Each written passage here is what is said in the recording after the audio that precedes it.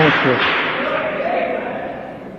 You know, Jesus, according to the Bible, he never did have many people. And the Savior told me that he never had over 30 at one time. So all of those thousands of people that you read of, that he was feeding and all like that, I didn't get that from our Savior's mouth. So I think it must be me.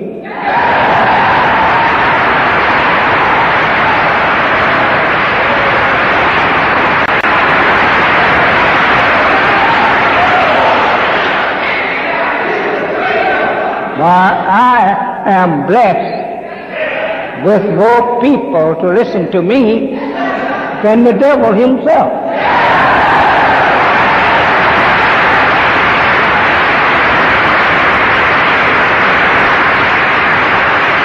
You know, the devil always carries the people, but if I keep on being increased by Allah, you'll see us in the soldier field pretty soon.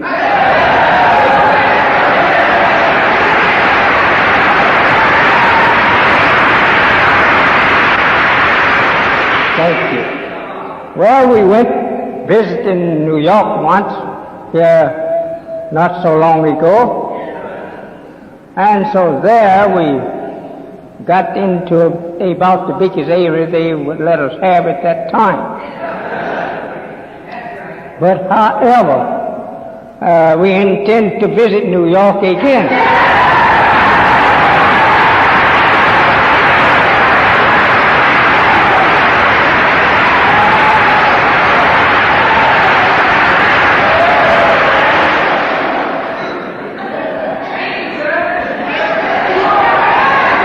So we had,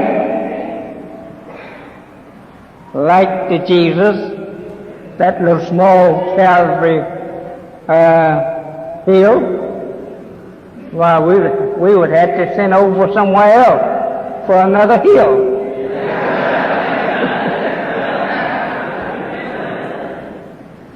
Well, it's near 4th of July, and people is getting off from work to have a big day, and I say it's all right with us. They have their big day.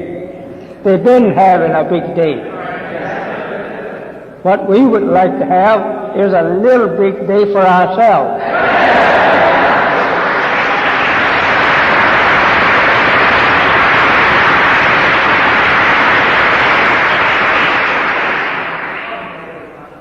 Very beautiful you look from here.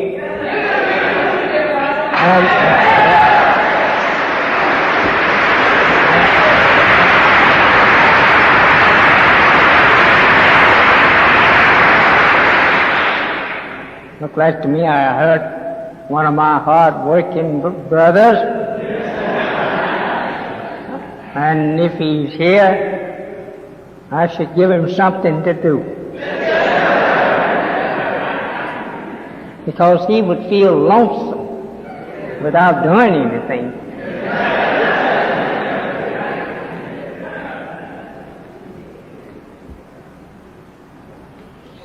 As the Lord said to Abraham, take a look, Abraham. You see whether or not you can count the sand down there on the seashore. Look up, Abraham, and see if you can count the stars above your head. He couldn't count either the number, no place. He said, Abraham, that's the way thy seed shall be. You can't count. So you know you were looking like I had to stand here a long time to try to count you. Wonderful. Oh yes, I must say this, that my wife, I checked out with her before I left home, and she's doing much better.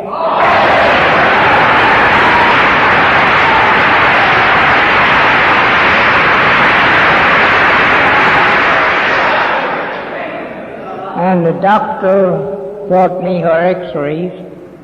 We went over them, not this morning, but last evening.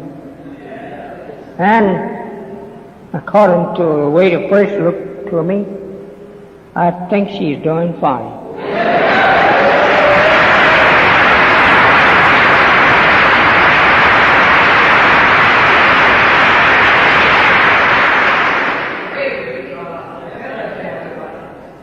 So, we talked with each other this morning, and I know her voice was sounding good, and I told her that Allah, He's a mighty fine doctor.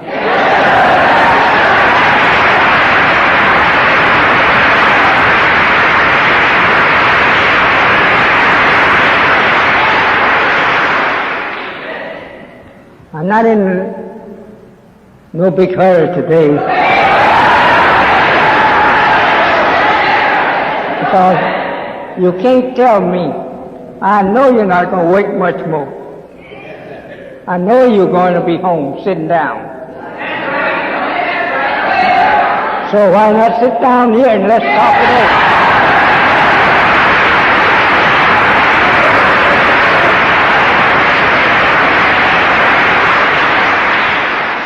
You know one thing that I think about every time I come out here? How we was laughed at holding meetings in some of the worst places in the city. And I don't care how much we would beg our brothers, they'd look at us and laugh. Just think over there. They would look at us and laugh, scornful laugh. As good as to say, what I look like helping you. Don't want to help you. I want to help destroy what you are teaching. So, today, all of a sudden, Allah pushed us right up.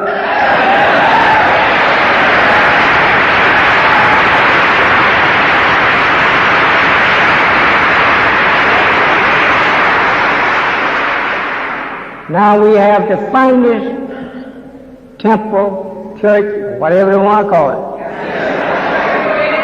of any black group in the country. There is no black group have as fine a temple or church as we have.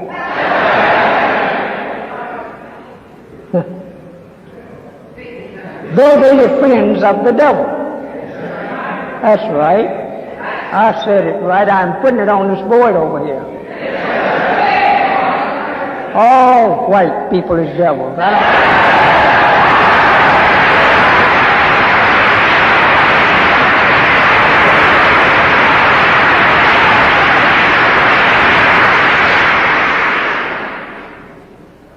You may think some is good, some is better than others.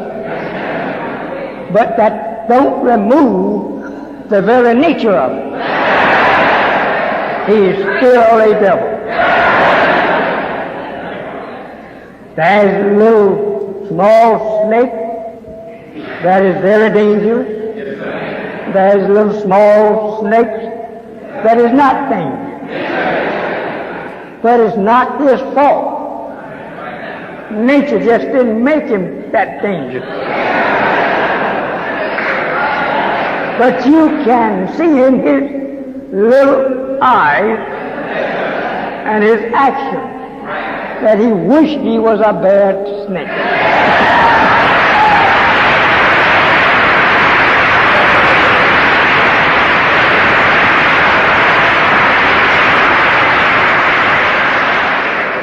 Oh, yes, sister, that's right. That's right. I'm trying to teach you the knowledge of that snake. Don't you trust none of them. All is bad. Rob us of our wealth. Rob us of our freedom. Rob us of our justice. So, after all of that robbing, looked like should be enough. No, that wasn't enough for him. He robbed you of the knowledge of yourself. Any man that is robbed, or that a robber robbed him of the knowledge of self, is the worst robbery that you could have.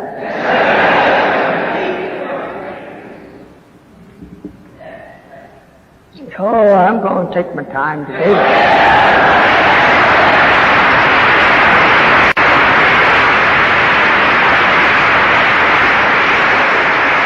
Because I know you don't have nothing to do tomorrow, but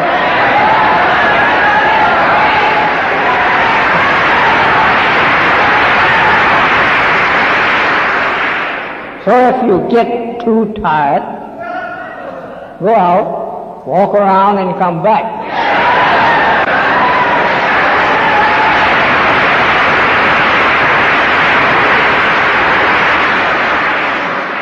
Because I want to talk with you. I want to teach you that which you never dreamed that you would hear. And since you don't have so much work to do tomorrow, let's stay around and talk to each other a little while.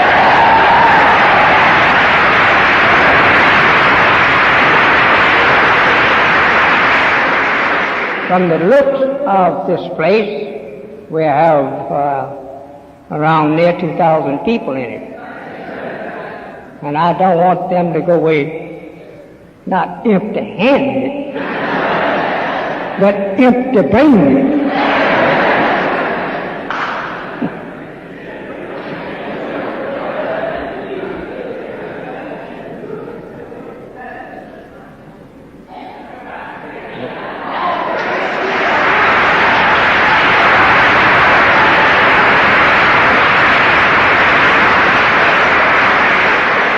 Where's that apron I told you to put around over there? You should have an straight flag over there running across in front of you. What are you typing, sister? You typing something, or are you taking down what I say? You're taking down what I say? Now be careful now. Don't I be saying something about you, and will you take that down?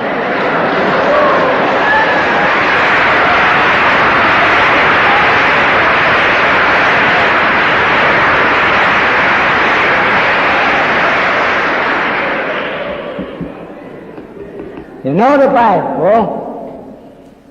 This is not you. You know the Bible says that Delilah was a terrible, tricky woman. She tricked Samson going and coming. And Samson was so foolish to let her trick him. She says to Samson, "Oh, Samson, where lies your strength?" That was enough for Samson to not to be foolish. If she was so anxious to find out where his great strength lied, he should have been so greatly smart to never tell her. Especially when she was not one of his people.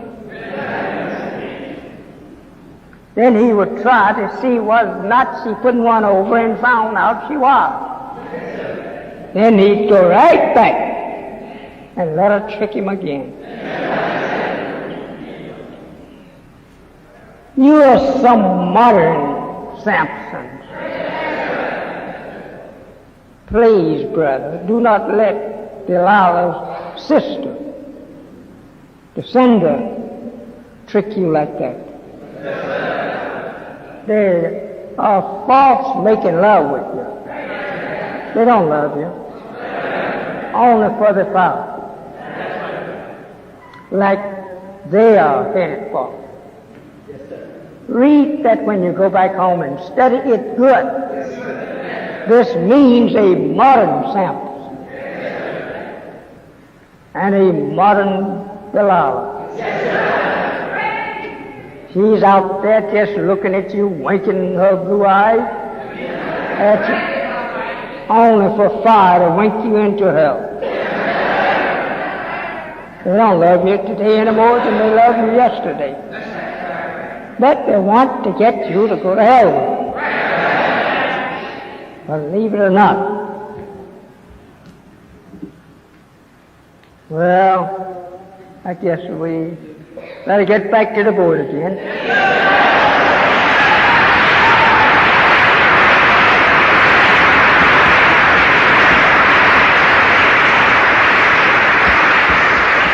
Look as though my board wants some company so bad as have moved up here near me.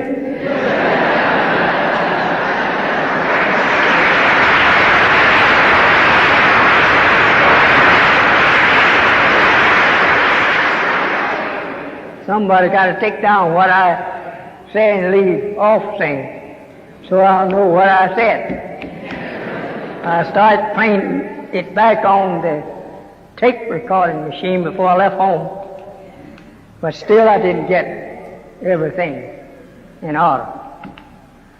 We have, I think,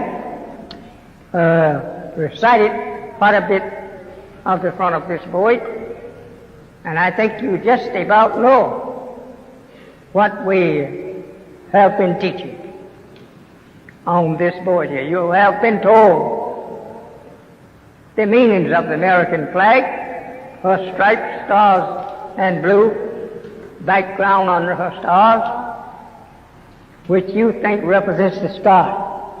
Oh, no. And the flag over to the right, with her red background and her star and moon. What does that mean, Muhammad? They're up over your head day and night. You should know what they mean. And with that F-J-E on it. I don't have no letters over here on the left of the American flag, but we know what these stripes and stars represent. But over here to my right, that's so beautiful over there.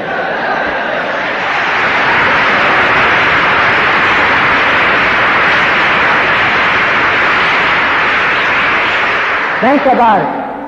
That if I would tell you I don't want that flag, I'd rather have this one, I will be making a fool of myself. Because you could easily tell me whether you like it or not, you own it, and that you wish it.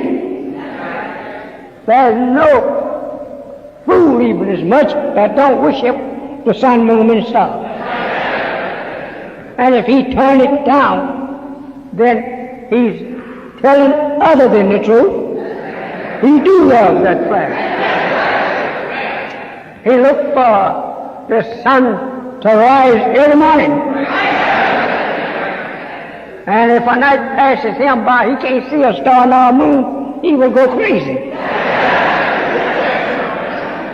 But they can take and shoot up, tear up the stars and stripes representing America's flag any time. Because he's going to live under that star and that sun and that moon. No one can tear that up but the gods. That moon was blasted to pieces once, and the gods that dashed it to pieces can make another one. But America can't make another one. We had to make that for her.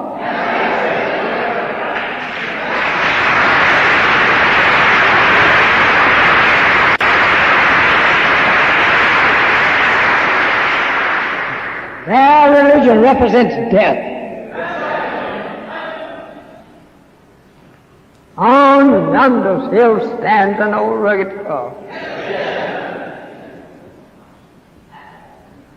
If he called his own sign of his religion an ugly name, why should you and I take it?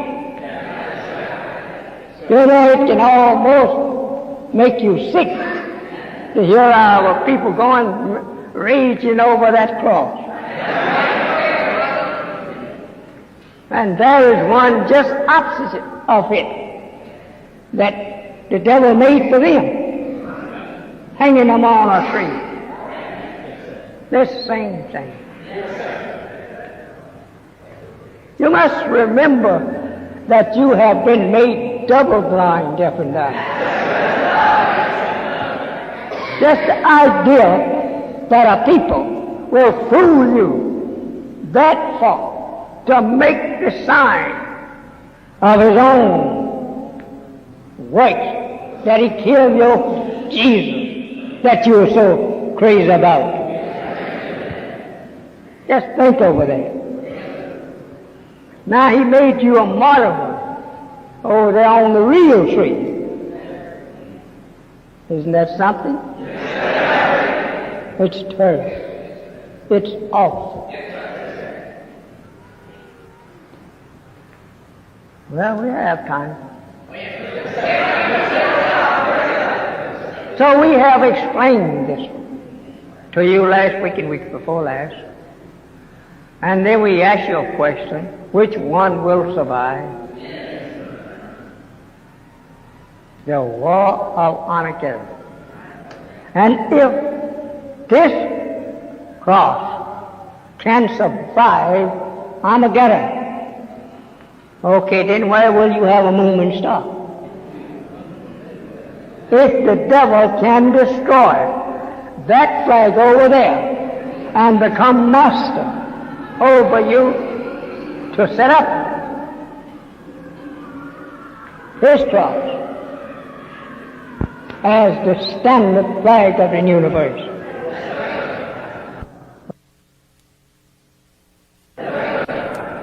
where will you get light from?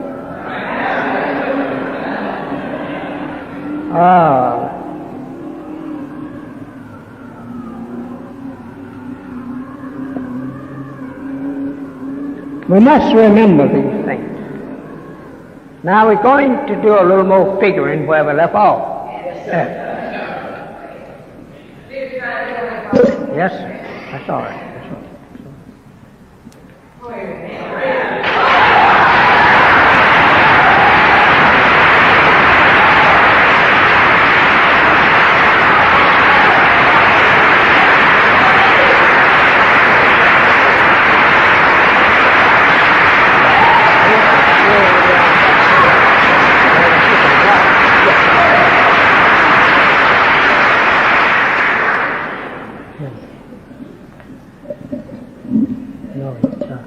He alone will work with me.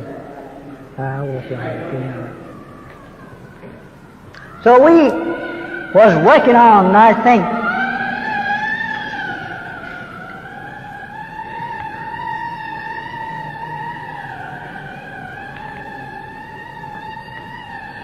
this number 6, what we were working on. So we're going to work on it, continue. Yes, sir. Have you done forgotten? Oh, you have forgotten what we worked on here at this point. We better try to get it to the end. I think I have it.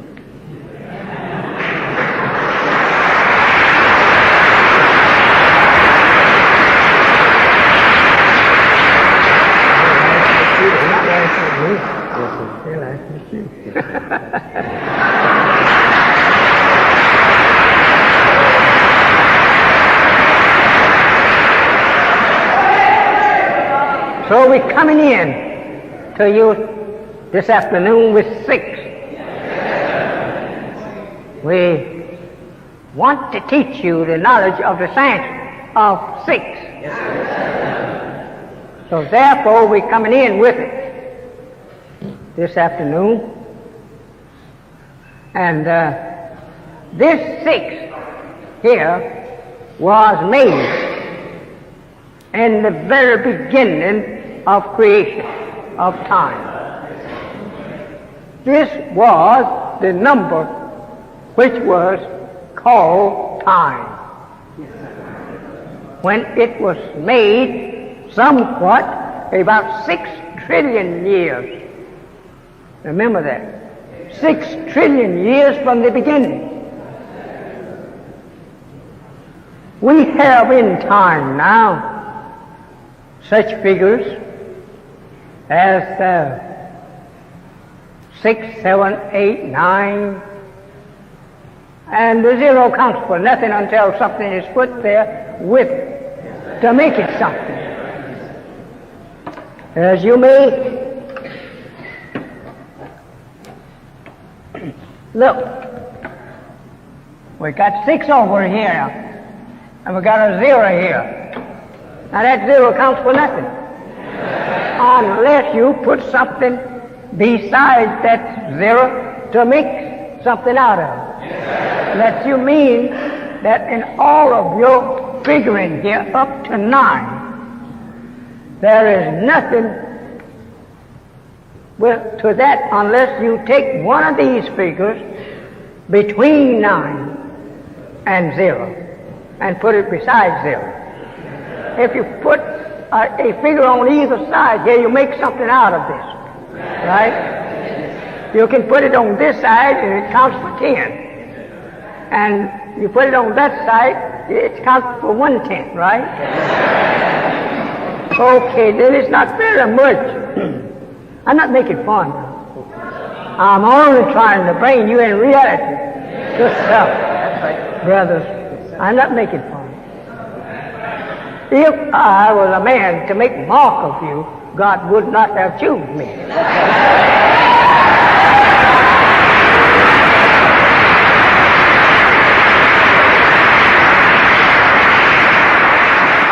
So we got here one besides nothing, and made this nothing become tenfold. Okay, if we put it on this side, we still don't have much, right? It's a fraction on that side, and on this side there's a whole number. Okay.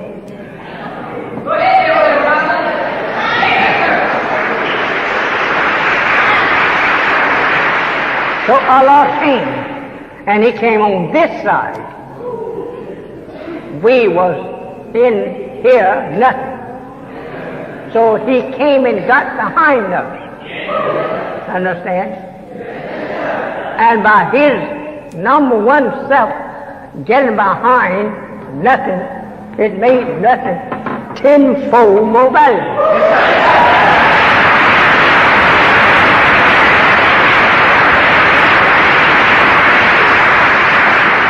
And if we say that we are in this figure here, 9, we got then up to 9 going forward, right? Not backing up. We got it forward. And then if we reach up here and grab this old big old nothing, look what it made. I know you know mathematics. I'm only just trying to show you where we were.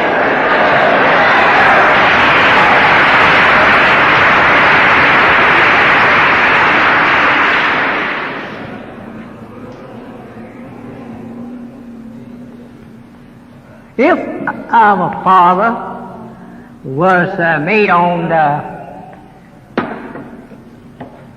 number 1, how did He get that figure when that had not been any more on the earth or in the universe before His creation? How did He become 1?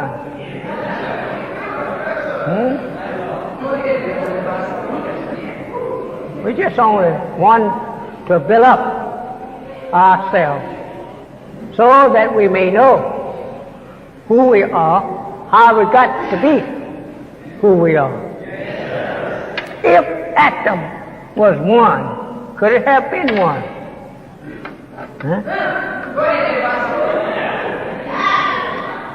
We're taught that an atom is 1/10,000 of one. Right? If it's 1/10,000 of one, certain parts of it, elements of it, then how did our Father get up all those other parts to become one part?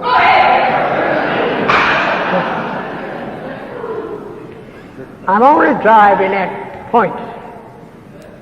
I'm not saying to you that I'm trying to be no God over you. I'm just trying to be that which He made me.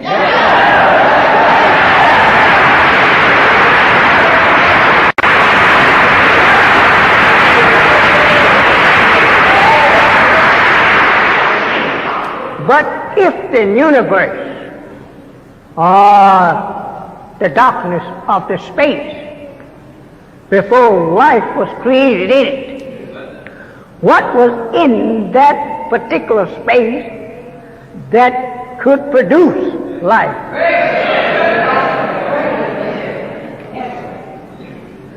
We scholars and scientists, we attack each other. Yes, sir. That's what makes us know more.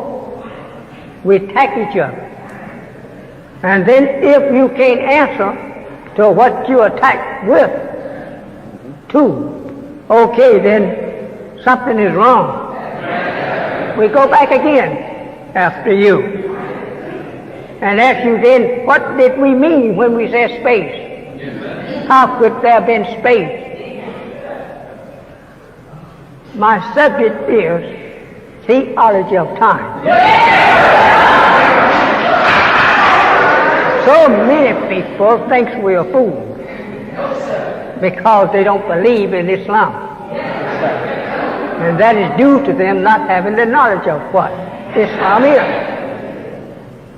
Islam is not only your religion and my religion, but Islam is and should be respected as the religion of everybody because of what it means. When you laugh at Islam, you're laughing at the creation of the wisdom of God. So from this on, please do not laugh at God's wisdom when you are trying to survive by it. Don't do that. He's ready to strike out of His universe everyone that now don't like it. As long as Satan was ruling, he let you pass up. As the Bible teaches that he winked at ignorance once upon a time. But now he called us to actual facts now. We must give account of that we know and that we don't know. That we don't know, we got to give account of our actions against that. Well, brothers, I told you I was in a hurry. Now, if we see one emerged out of all of this darkness, what force of power in the darkness brought it out? One could not have come out of darkness unless force was in the darkness to bring it out.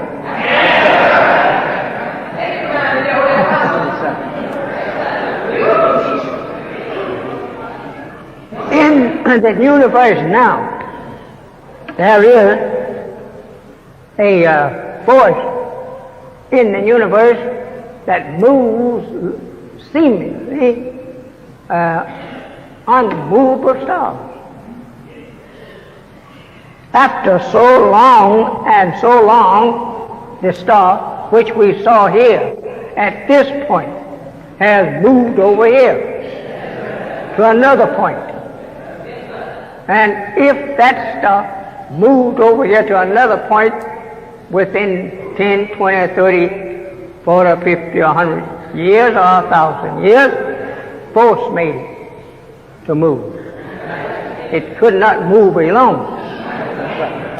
So this teaches us, brother, you go back and get your sanctus, and I will contend with him, and he will contend with me, that the force of the actual space, seemingly looking as though it's nothing, is moving to bring us objects that is hidden in it to our view. We don't wind up the universe like that and tell us to bring Jupiter over to us. No, Jupiter is moving by force. That's already out there. Again, we don't say to a star that is 100 trillion years probably back out there to come out and show us yourself. The already force is out there going to bring us to our view. Yes. So we have these things in space just by view. And now, brothers, I don't want you to pass so many baskets around. The brothers is getting broke. 4th of July is coming up. And I want them to have some money next Sunday, too.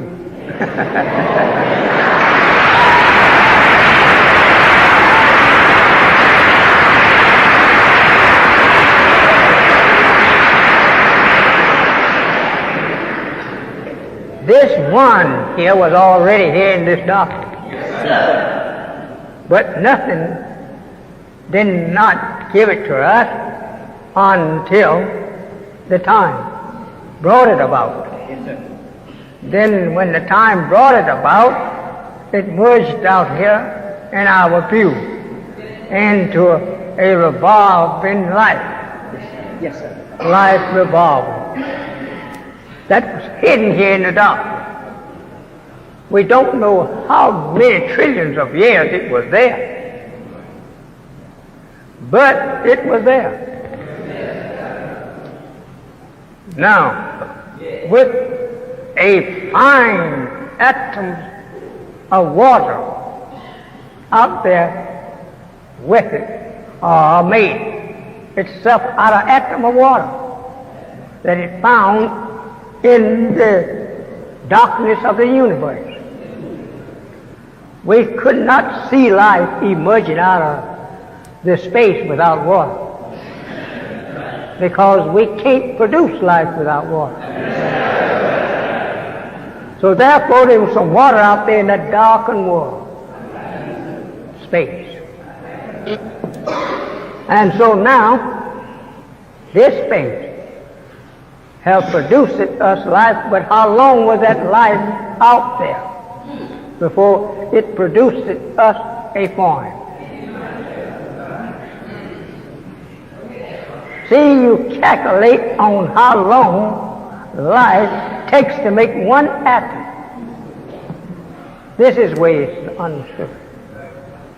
But you and I being dead over here in North America for so many years, and North America's been dead so many thousands, and the space over North America so many thousands, that we can't calculate the actual time only by the instruments that we have now, that we can calculate time from.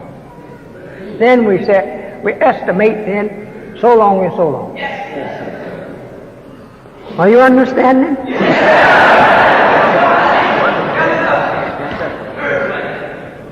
If you want to ask questions, I'm fixing it up so you can ask questions. But remember, in your asking questions, they must be intelligent questions, not foolish questions. We don't have that kind of time to wait. if one emerged out of this black darkness and put the black darkness moving with instruments, that this black darkness can count itself in the clear of calculating on time.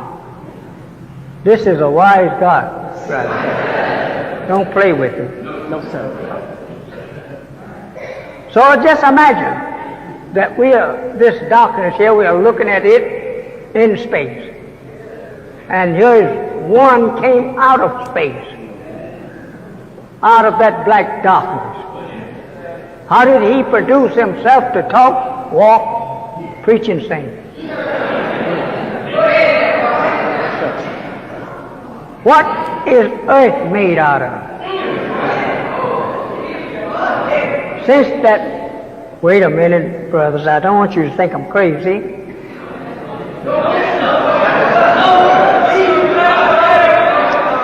The earth is a ball of look like finely ground stone, right? Then it have great stones supporting that little fine stone. What did God mean other than his people when he said, can you count the grains of sand on the seashore, Abraham? Now, the number of his people could not be counted. But why did he point out this sand on the seashore? It was not just because that Abraham could not count the sand, but Abraham must learn whose gigantic mill ground those sand down there. Somebody put them down there. They're beautiful, and someone made them. He could ask Abraham that after Abraham had known the sand, the grains of sand down there. He could ask him that, who made it like that? But Abraham was far from being that type of mathematician, to be able to calculate on how many grains of sand that had been made down there on the seashore. But let us go back to what we started. Here we're dwelling with a figure which will lead us into unimaginable figures, 1 and a 6. These two figures here is the outstanding figures that we have. One of them represents the God that created the heavens and the earth, and the other one represents the saint, the 6. How is that done now, Mr. Smotty? Maybe you would say.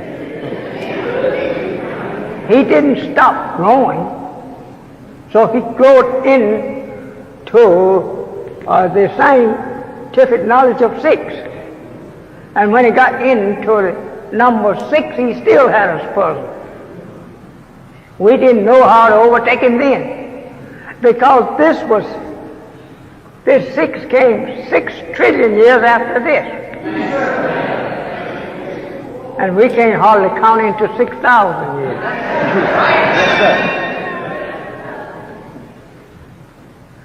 So now we say we have 6 trillion years from the year 1.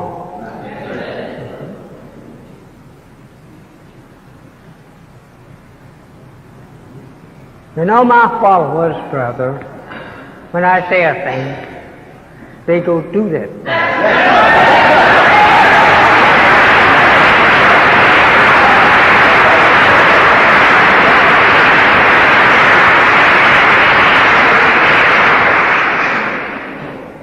They heard me talking about a straight cross in front of the sisters. So now they got it over there. Yes, sir.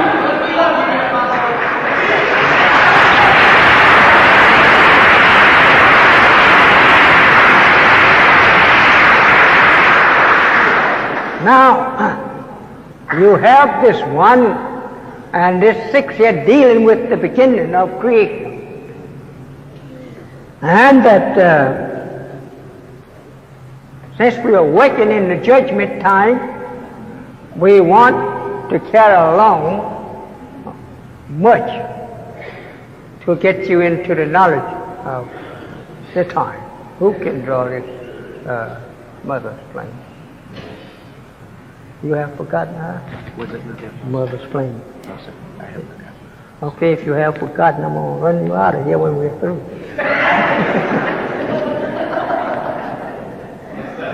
I will get back up here on...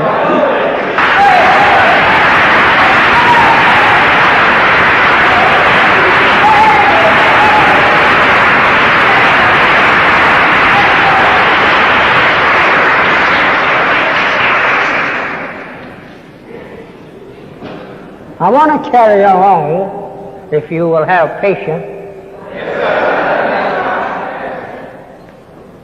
Not like Moses was by the man he went in search of knowledge with.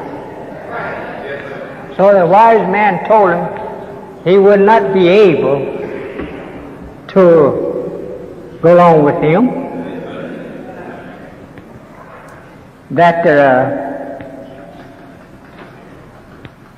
he would not be able to do it.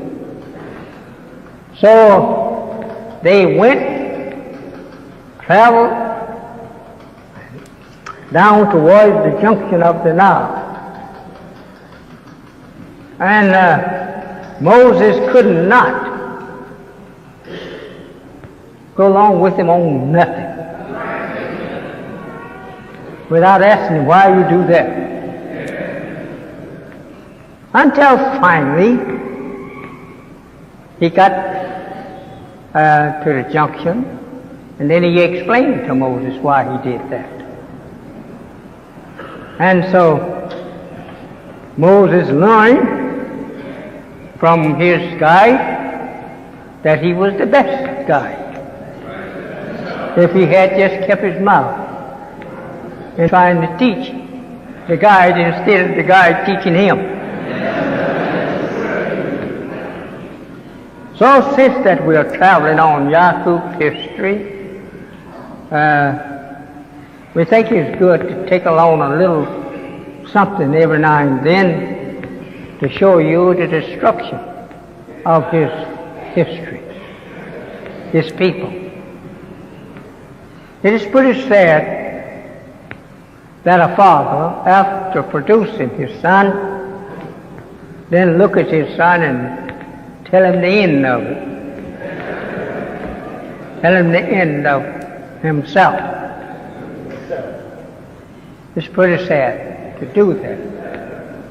Since America have invented many dangerous and destructive weapons to destroy the original black man from the face of the earth, here and there, God have already prepared a destructive weapons for him.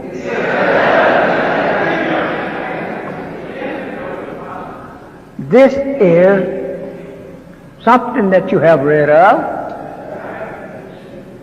but you didn't know what it was.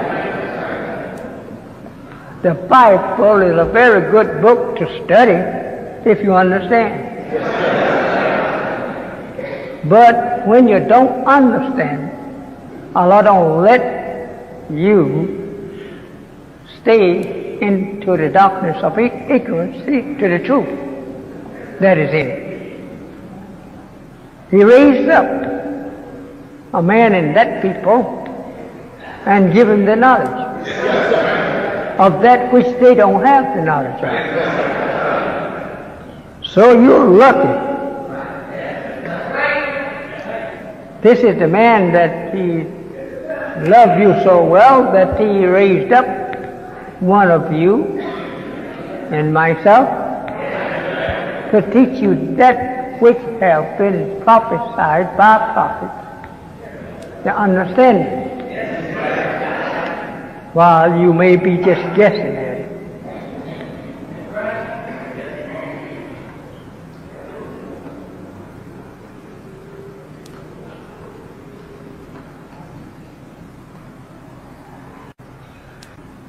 Pick up on your outer line. Make your outer line heavier, brother. It's too dim, the outer line. Then your large earth picture there should be cut down into just about half. You got it up there, even with your plane. The earth should be made just half. Just a small corner down there. Yeah, because you got it too close. So we want to carry along a little bit, something with right in there.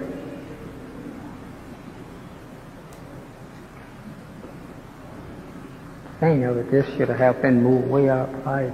You could have erased my letters there. So you could have erased my figures. Then that wheel should have been moved up high. But since that you didn't, so we don't have time now to wait. Yeah, make your borderline. Make your borderline, brother. Make your borderline of the wheel a little larger so it can be seen.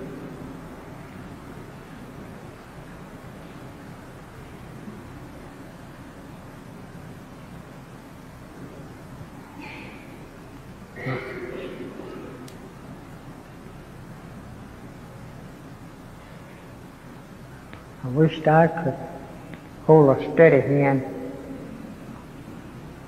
like brother.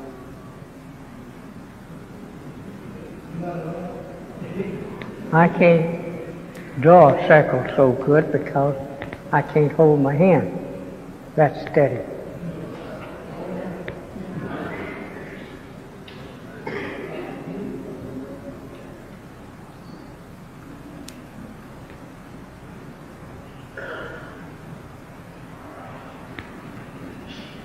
We want you to know what's going on and will come on.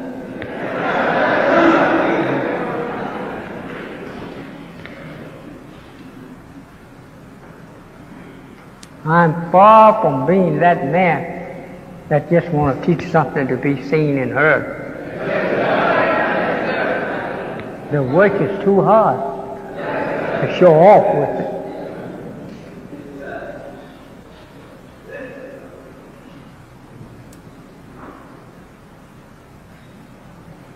Take your opening over here to your left and not over there.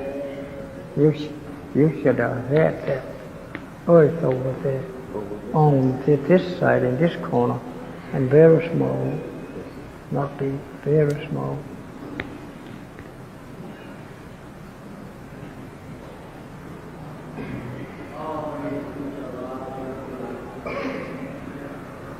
For 40 years, brothers and sisters, I have been doing this.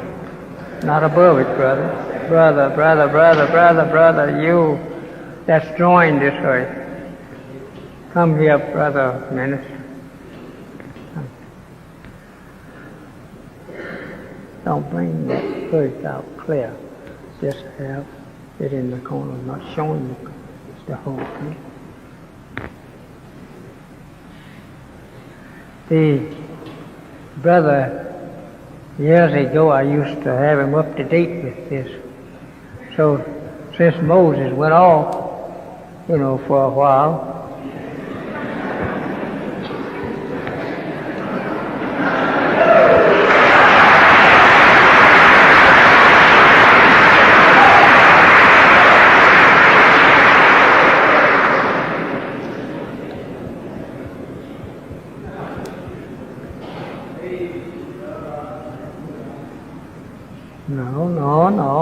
No, you got it wrong.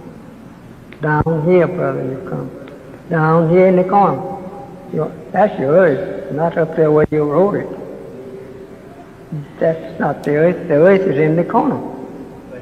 Yeah, that's your earth. Yeah, to the earth. You don't write big earth up there. Come out of that gap. Cut the earth out altogether. No, your word there. Yeah, cut that word out. Now make your earth in that corner. Not too high, brother. Take it square like that. Yeah. Now you don't write no earth up there now. No, you draw the small plane coming down from the wheel up there. Yeah, out of that gap there. Coming down. You don't put it there. You just put where it pins and take the corner here and cut it out for it, And then you have a plane falling out of that gap there. But your gap is not made on the angle with the earth. No, right with that mark there would have been better, but don't do that now. Just go ahead and make the plane out here in open space there. Right there where you put your eraser, right there.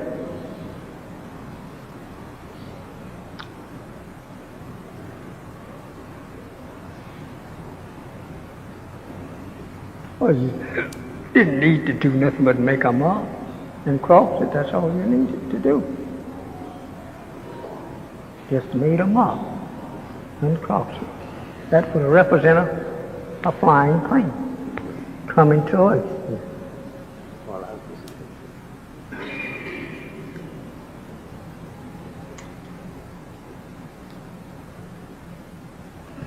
So brothers and sisters, that's a straight mark. My brother have forgotten the work I used to carry him over. So this makes me to believe now he's been off somewhere else, teaching it other than the way I give it to him. Got to be twice that long, brother, and then like this, like a plane, brother. I don't see how in the world you could forget it.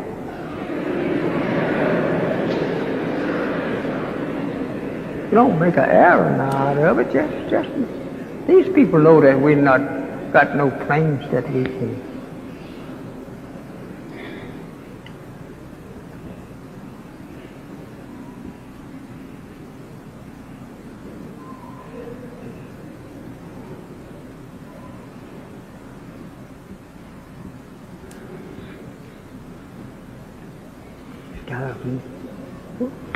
Pointed directly towards your earth, and that you now need to bring your earth up to a better angle than that. We'll let you go home after a while.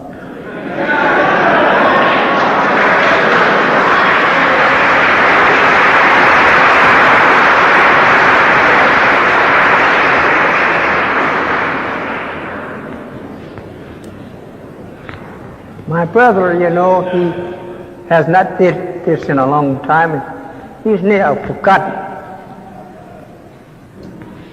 You see, those people way back there, they can't see that. You look like you're drawing nets and flies up here.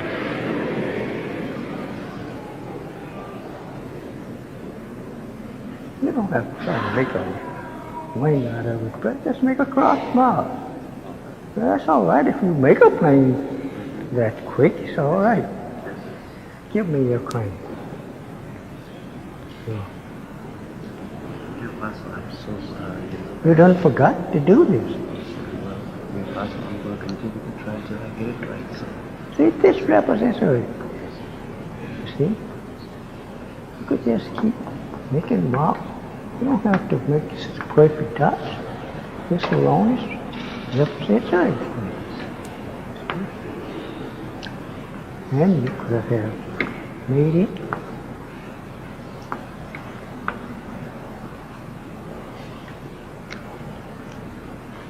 see, the earth here is rough, see?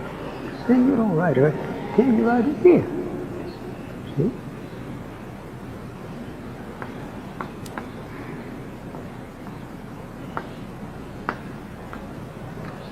Exactly right. It's just represent earth now, that's all. Now put something around here for, there's no for anything. You've got to put something there. Yes, sir. Well, this is the propeller here. Yeah. Yes, sir. Got to make it long enough so they can see in there. Do you want me to put it so that it's releasing the bomb? You want me to put the bomb so that it's releasing the bomb to the point where... But you got your plane in the wrong that plane should have been here. See it? Pardon me?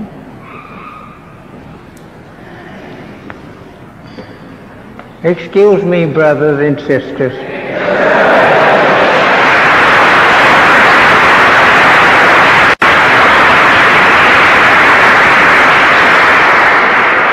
My elder son has forgotten his duty.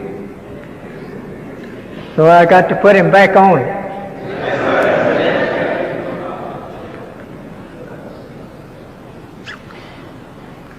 It is not the best, but we'll make out with it. See, you could make this ratio a little more thicker. See, there's a brother sitting out there wants to show you how to do this, so, and me too, so bad. So he'll join up with us today and he'll be doing this for us. Is this your brother? Should I make it a little Don't put no line on that one, brother.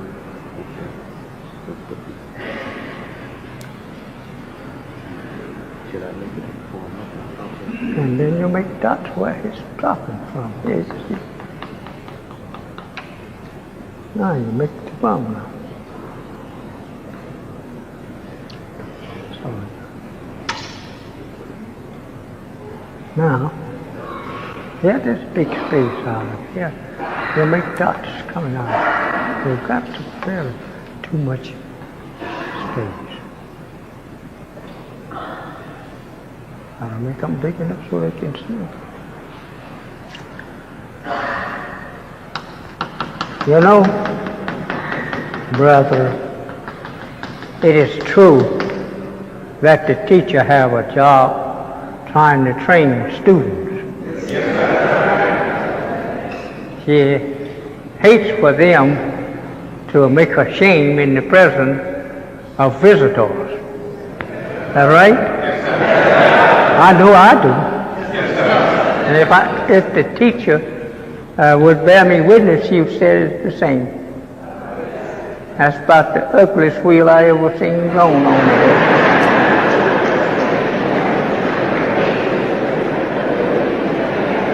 That's right, brother. That's about the ugliest wheel I have seen going. I would erase all that wheel and just make me a new one.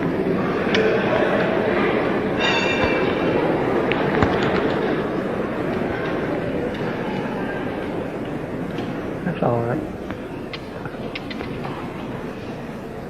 That's all right. That's going by no such time.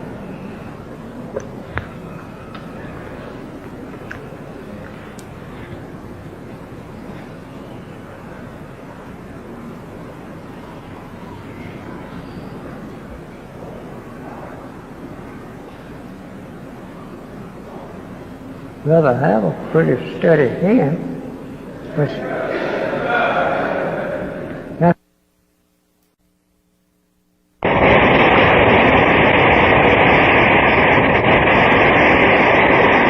no, brother, you got it too far up.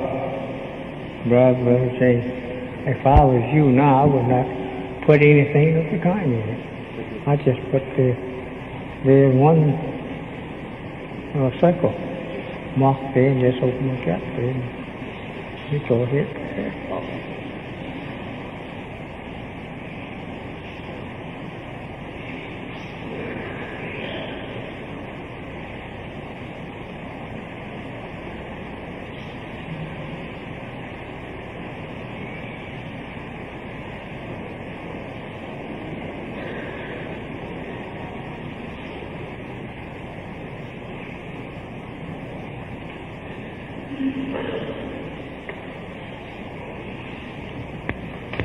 No, you make it open all the way back in. You don't close it up out on the edge. You don't put nothing there, brother. You don't make no close up and out. You make it all the way through open. Don't cut it off there and miss it. Right now. Look there. I check the center with the motor in there.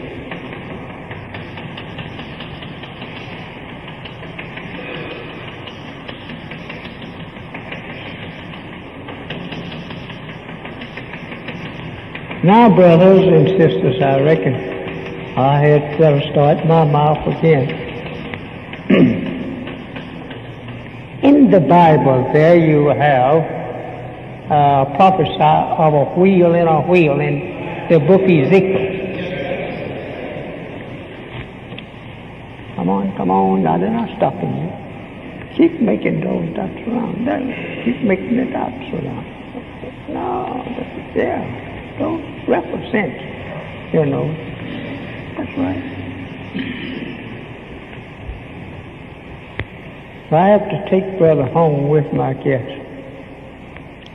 Teach him there, where I will have help.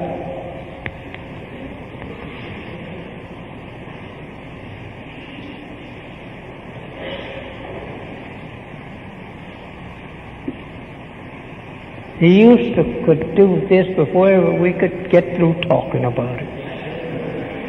But he went off, I guess, and got mixed up with some bad company.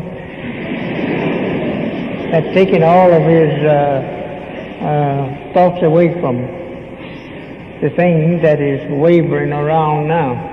This represents that Ezekiel wheel you read of in the Bible. They actually have it up there. It's up there now. The devil knows it's up there. This is why he is continuing. I want him to be sure he hears it. To go up and make planes that can fly so swift that if he could discover it in the sky, he would be able to get back to it to throw a rocket in it before ever that he could move. He's making planes to search the space with the high speed known to his scientists. And this wheel in a wheel here, that Ezekiel prophesied of, that it got so high up in the air that it looked dreadful. This wheel is up in the air now. This is what they're trying to locate from the moon. If they could get a good stationary place on the moon and watch for this plane, he would drop that bomb on the earth, and that his height would be something about 20 miles above the earth when he dropped it. Not getting too far the atmosphere, because he wanted to use the atmosphere to help guide his bomb. So that this bomb, when it strikes the earth, it will start right into the earth. It has a bomb that is timed, and that it has a little motor to the bomb, that when it strikes the earth, that motor automatically goes on and takes that bomb 1 mile into the earth before ever it explodes. When it explodes, it set up a mountain 1 mile high. That's a powerful bomb. Allah taught me that that's the same type of bomb that God used to make mountains on the earth. It's the same thing. It goes into the earth with a very speedy motor, taking it right on through like an air hammer. It don't dig out nothing, it just sucks the stuff right on into the earth, like an air hammer, chiseling down into the earth. And when it gets its time to not explore until it get a mile in the earth, they have in this bomb the type of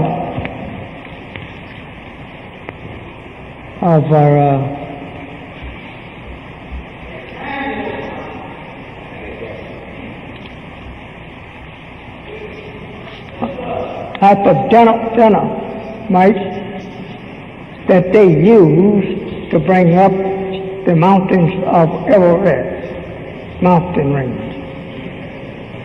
Powerful dynamite. It's more powerful than America is using. America uses 30% dynamite. And these people have their bombs equipped with 100% dynamite today to blast just a few mountains across the continent of North America.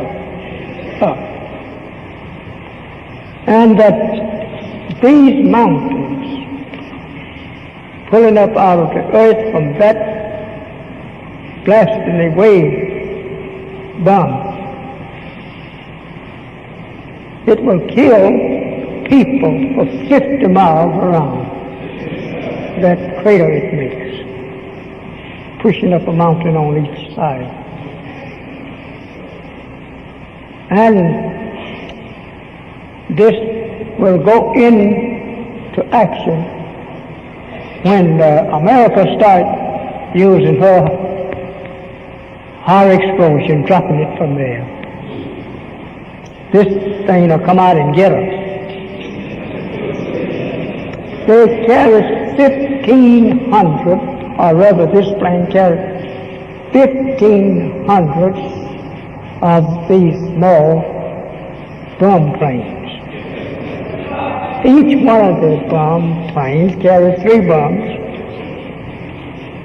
and these 3 bombs will take these bombs over an area of just what I said to everyone is dropping a bomb at to cover and to destroy for 150 miles where it was dropped.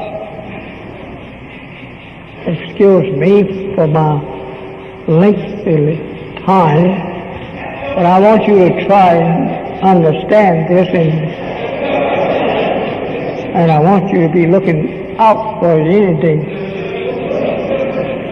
I have seen that plane. This is no perfect drawings of it, but the brother did the best he could. That's a powerful plane. It can dot in the skies just like you see what they call those wheels, not wheels, those things that the flying saucers.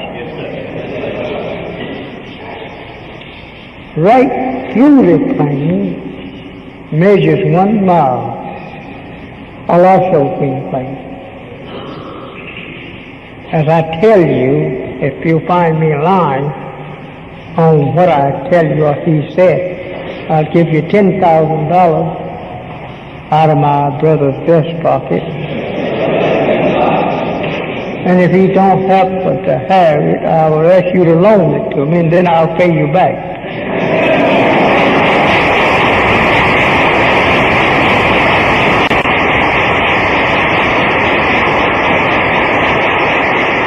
I came to know. I saw this plane. This plane can move about into space so wisely until their way of trying to shoot them out of the sky will never catch this one. There's a scientist, more than a scientist. I think there are 4 or 5 on this plane. There's a half a mile by half a mile. And this plane you may see look like up here. But it can dot out of your eyesight so fast until it didn't look like nothing was there. You will see this plane one day. Because this plane have a civilization on it. They stay up there a year and sometime a year and a half. And that plane, it's a wonderful thing. Dreadful looking thing. I'm not trying to deceive you. I'm trying to show you what you're going to see pretty soon. I stopped drawing this plane for years. But now I think I should go back to it. Because they seem to be up there fixing it up to come near to the earth. When America thinks that she is going after this plane, she admits she saw it. Then those scientists own that plane. Go to work and change America so that she can't come forward to the plane. She can't shoot it.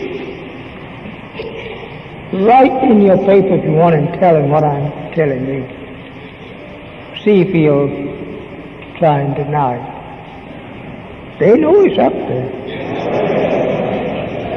I sit down and I talked with them years ago about it.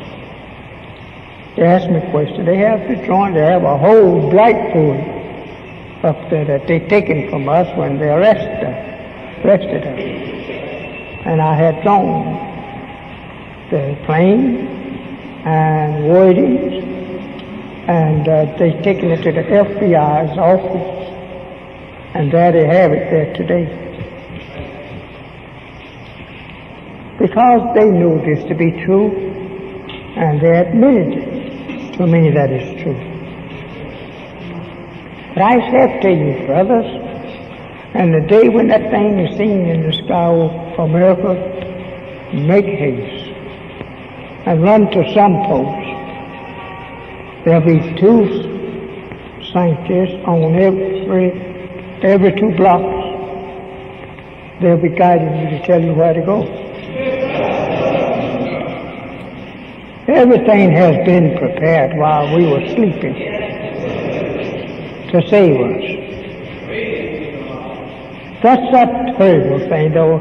Those little dots there that you see that he made in that circle of the plane represents motors, great giant motors to carry this plane. Then, yes, well, that plane is like Jesus was. Jesus was a scientist, and he could tune in on you and I and tell what we're thinking on. And when the Jew would be planning to come to him, he's tuned up on them. He listened at them. If they said it'd go this way, he'd go this way. That's why they couldn't never catch it. He knew what the Jew was thinking about and knew what they was planning. Now to have one out of every 100 over there that can tune up on us over here to tell what we're thinking about. Think over that. We're pretty smart people. You can do it yourself if you will take time, clear your mind, and then go get into some place where no one will annoy you, and concentrate on nothing but that wheel or that brother. And after a while you hear what the brother is saying to himself. And maybe you hear the motors going on in the wheel. It is not that we are such people that we have to wait and see everything happen before we know what's going to happen. We would not be gods if we did not know what was going on around us among other than God. No. It is nothing strange if I had a few scientists and one, two may be in here, but he wouldn't own it. He'd bear me witness quickly. Yes, that this is true. Ezekiel looked up at it and he said, "Oh, wheel, wheel." The wheel was so mighty to the man's imagination that he cried out, "Oh, wheel." Seeing that dreadful thing up there in the sky, and so far in the sky, he said it looked dreadful. These things is going into action now pretty soon. The time is up for them to go into action. You and I being brothers, and with me walking around you day and night with the knowledge of these things and don't tell you, you will hold me responsible. So why didn't you tell me? I say, well, you wouldn't have believed it nowhere. Well, why didn't you tell us anyway? Let us disbelieve it. That wouldn't have been your fault. And that would be right. So I'm not going to let you come and tell me that. I'm going to tell you these things now. There is two certain places on our earth that I'm bound to tell you about. I was not told to tell you, but since the time is here, just about right to drop that bomb from that plane to destroy our enemies, I'm going to soon tell you. But there are two places on our planet has been made for the purpose of hiding people. And they can stay there a long, long old time, and you will never know they're there. It is not so secret that I shouldn't tell you, but I'm not going to say so this evening, tell you this evening, because I go home, and I will think over it, and I will ask Allah, should I say this thing? Should I reveal to them what you have revealed to me? That revelation of the end of the world and what will carry on the destruction of the people that is here now, and do it in such way of surprise as the Holy Quran refers to it, even the earth will act like a revelation has been received by her. Well, these things is so to make known to this world that they are not the God over the other world. This is what these things is coming into being. Now, in my conclusion, I ask you to do this.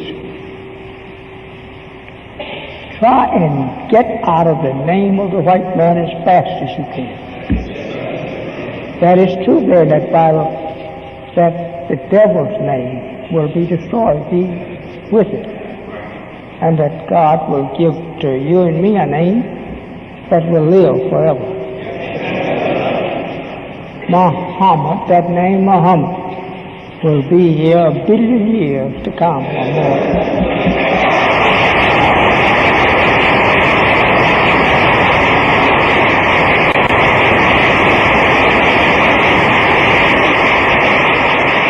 We had other names, as he taught me. Some of them was great long names, 3 or 4 inches long. But he said we didn't need all of that name. So the names he gave to us much shorter than them old names that our people used to go in. This is, I think, what the Jews got some of their long names. They also have some long names in the Bible. So I said to you in my, just leave that like it is, brother, don't erase it. I said, just leave it as is, but don't erase it. Leave it like that.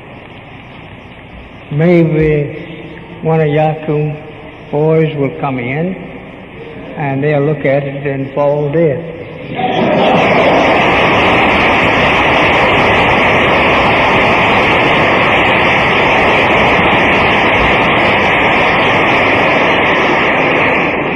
So my beloved brothers and sisters of the most intelligent actor that I can say that I had in the past, none to take your place. No.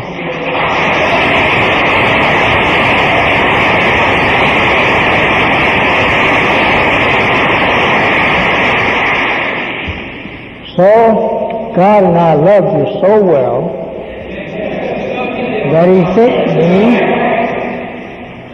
to tell you these things, make God's out of you. This is just what it's for. Make God's out. You say, oh, I know I will never be a God. Yes, you already is a God.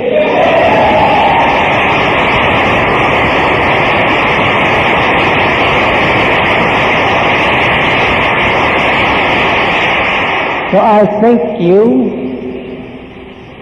I know you don't have much money. None of us have much money. We were robbed of that by our enemies, the devil. But whatever you can spare us to keep building a safe and honorable place for you, please do so. We have in mind now of 2 fast jets. We want those 2 jets, along with our ever begging for money to build a hospital. I just almost tremble when I see you out here fighting the devil and then go tell the devil to heal you. I want a place that your own people can work on you. Yeah.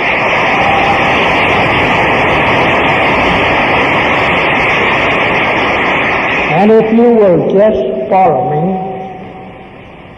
and give whatever you can, we will soon have these things. Think about it, if we have 1 million people here in Chicago, if they will only give us $1 apiece, we'd have $1 million every week. And that we could build what we want without begging people for it. And if we just give half that much, we'd soon have the South Side owned by black people.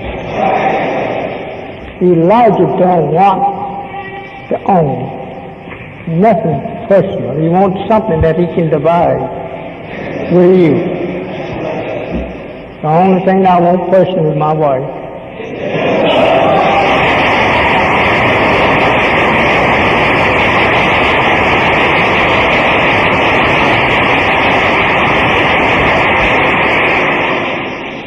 So I'm going to dismiss myself so that the brother minister can take over.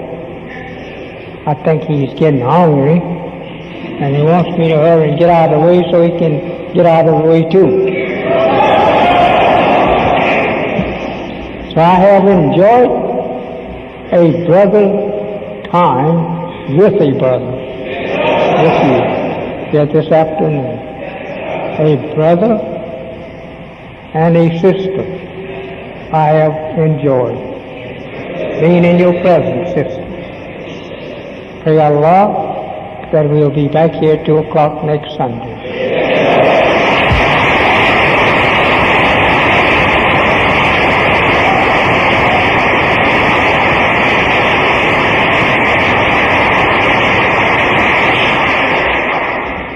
And if you can't find 5 to bring back each of you, just put 2 figures back of the 5 and bring the 500. My friends, it is a lot of trouble is on its way to America, and I don't want you to be the loser. America, her friends are gone from her and has become enemies, and they're all looking towards America with murder. Let's go and take her. Just like the Bible teaches you there in Ezekiel. Let us go up and rise up, take hold of her. Take her at noonday. Any time that she's not expecting us. This is what they're talking about. You thought Pearl Harbor was terrible, but Pearl Harbor will look like a gang of boys playing. To what they fixed up with to come against America. It's dreadful to talk about it, especially when you know it like I do. I know what they got planned to do to America. I know that. But I can't tell you all of these things unless you go and talk too much. So in the name of Allah, I pray that each and every one of you will go out of here happy and return home, find your family happy to see you on return as they saw you left. I thank you and hope to see you next Sunday evening. As I say unto you, Assalamu alaikum.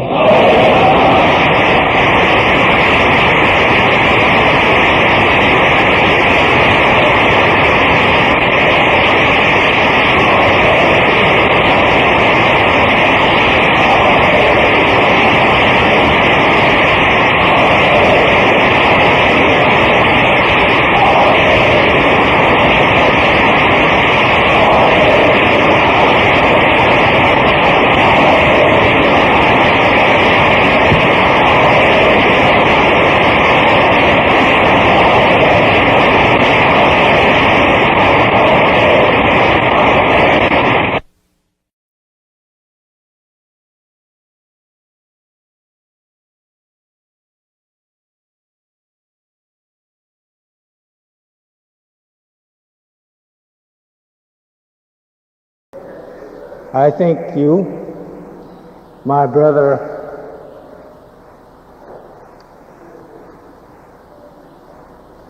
I want to call him another name, the East Coast Buster. Brother Farrakhan. Yes, sir. I call him that name, and I don't think I miss it. He busts up the East Coast. Look out, Brother Western Ministers. He's out here to bust you the West up.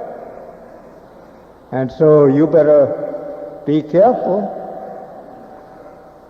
The sun is prophesied to rise from the west. So, if he's got to come from the east to rise from the west, we welcome.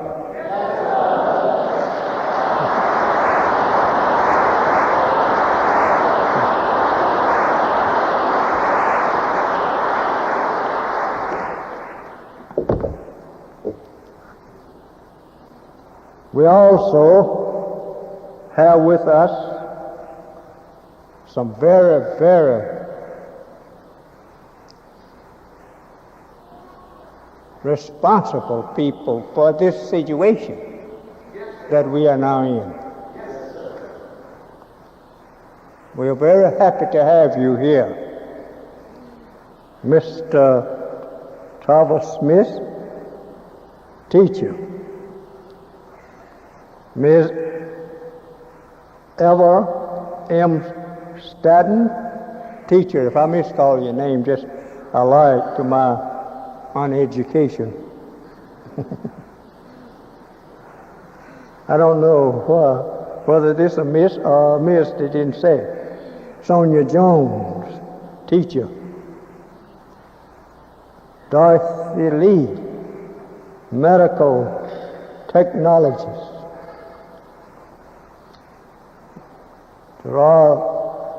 Gerald, countess, architect. Oh, yes, sir, brother, we need you. Honest Arath, editor. Yeah, we need you too. Black Almanac. Very good. Charles Managing, consulting. Well, I have a few things I'd like to consult you on.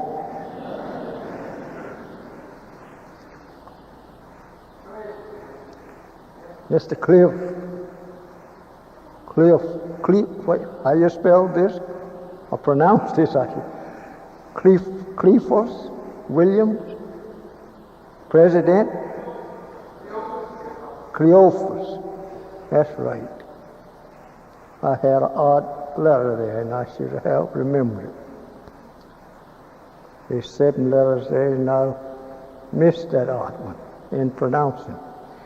Of international longshoremen. Well, brother, I don't know about the longshoremen, but we will soon be able to have some of that works going on out there on the water. But please do not strike on us.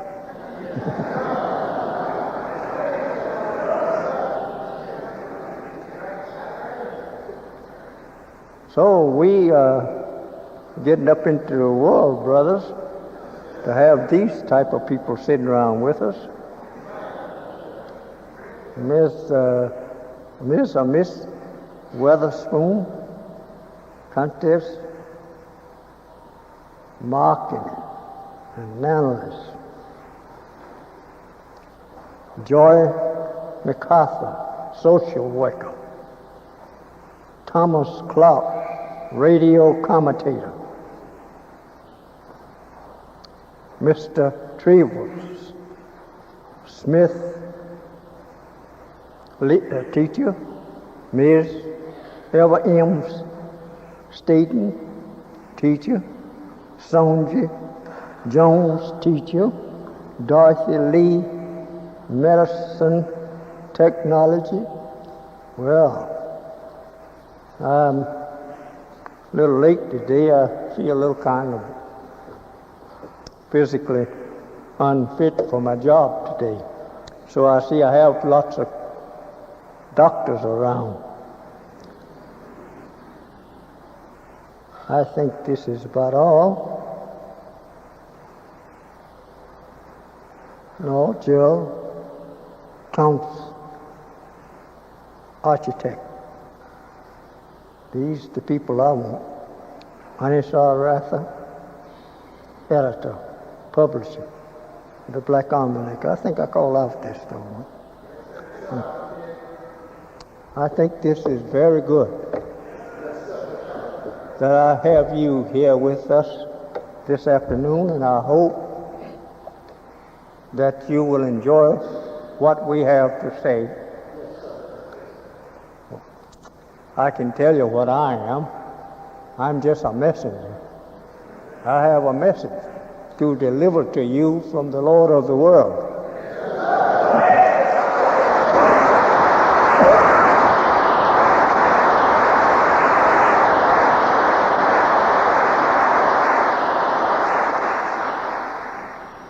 We need this type of professional people to get going. Get going on what? Get going on building us a world of our own. That's what I mean. We don't want this world. We want to build us a world. We want a world of our own. And this is the type of professional people that we need to get started with that world. I no more want the world that I was born in. I want my own world. I don't want you to be so absorbed or immersed into this world that you cannot get out of it to build you one of your own. This was made in us when we was babies, looking forward to the white man for everything. This is why it's so hard to get you to do something for yourself. It is because you always had self on the white man. Let him take care of self. And you do nothing but play like children. This thing must be stopped. And that the only way to get it to stop, you have to stop it yourself.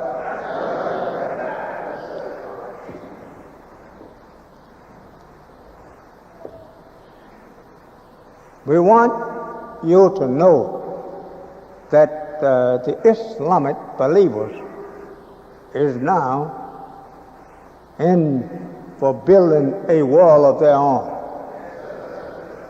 They are not satisfied with this world. And we are trying to build a world of our own. We don't have to try much, for the world is already carved out by divine. And therefore that stops us from trying to carve out pictures to try to make a world. The world is already carved out for us, and the architect is Allah himself. So I don't think you have much to argue with yourself about during that which has already been made for you. We don't want to hold you here no great long time, but we do want you to pay attention to what we are saying. We don't want you to think that we are thinking in the way of this world's thinking. And this is what I want to do for you when you come here. I want to change your way of thinking.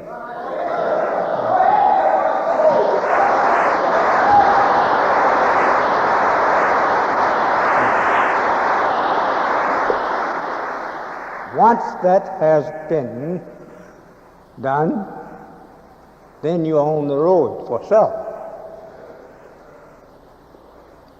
We have great men. We have great women that have plenty of that know-how. But they lay down at the gate of their enemy, the devil, blue-eyed Caucasian, begging him because they don't know how to get started for self. We must learn to get going for self. Since we have this kind of knowledge that we learn from our enemy, put it to work for self and not for the enemy. Look how silly you are. God sent the Christian and the Buddha to fight a war, to kill each other. You jumps in there to help, save both of them. Just think over that. This war you had no rights in any more than a turtle have rights to be standing up here trying to preach to you.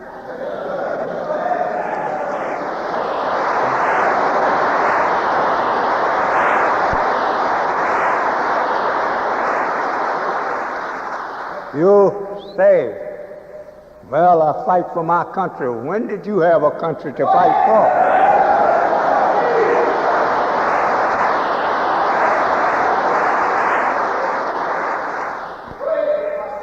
Just tell me that and then I'm through.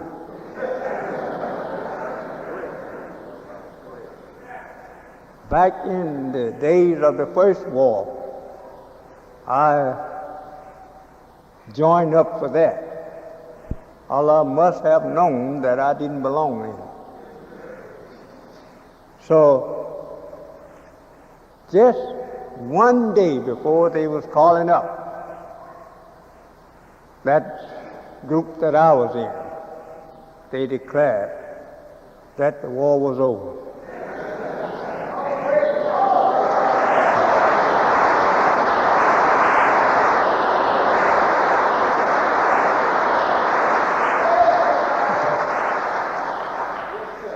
I never have seen people so lovers of going to war as you has been in the last two wars. I wasn't thinking about wanting to go to the war. I even went in fast to try to get as little as possible so I would not be in that war. So they said if you didn't weigh 112, they would not take you. So I tried my best to come down to that. But if they'd have waited till this day, I would not have had fast to get down to it. I'm not much over that now. But I want to say that I'm one of the most happiest men on earth to own a whole nation. Thank you.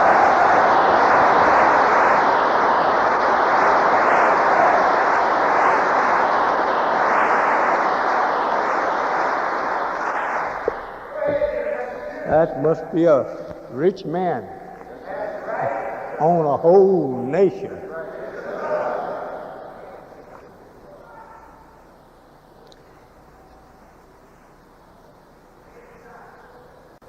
Well, since you had 400 years here waiting on the devil,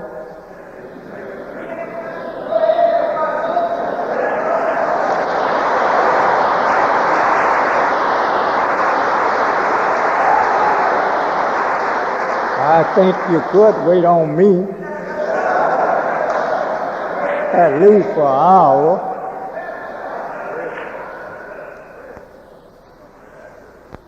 The Holy Quran is a book or scripture in which you don't know anything about.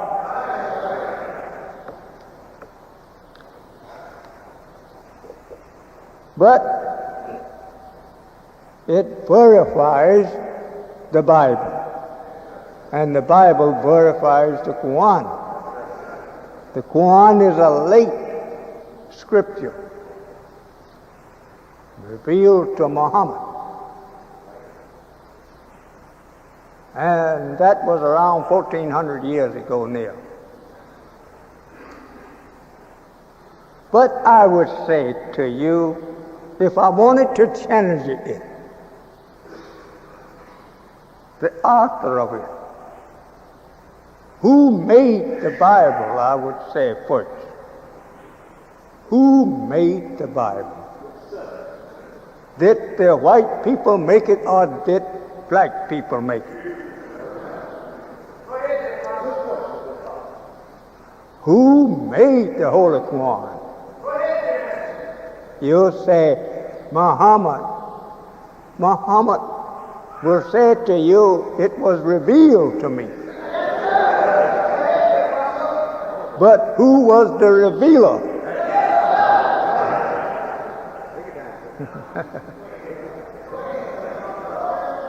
Oh yeah, we want to attack some of these know-alls. If you think a spook came down to Moses, ask and question what Moses said, the spook said to him. Spirits don't talk like that. Moses. Oh yeah, we want to attack some of these know-alls. If you think a spook came down to Moses, ask and question what Moses said, the spook said to him. Spirits don't talk like that. Moses said that he met God. And that when he met God, God told him, when Moses asked who he was, who shall I tell them who you are?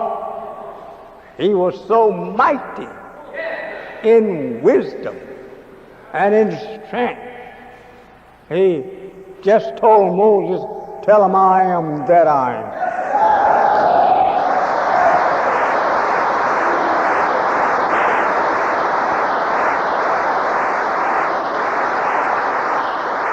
That's a mighty man. I'm not particular about whether they know me or not, but I am that I am. And when I let go I am, they will know who it is.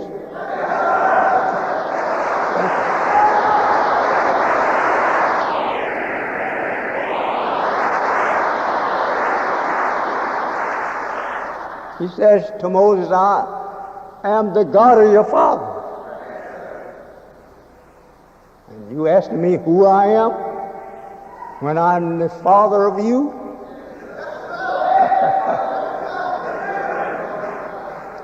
You know, these is beautiful answers. He says again to Moses, come, Moses, I want to send you to Pharaoh. Moses didn't want to show off his mighty self. He said, who am I to send to Pharaoh?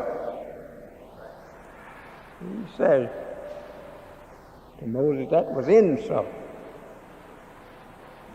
He says to Moses, you go and you tell Pharaoh that you have met with me. Pharaoh is a scholar. He should know that you are not talking over yourself.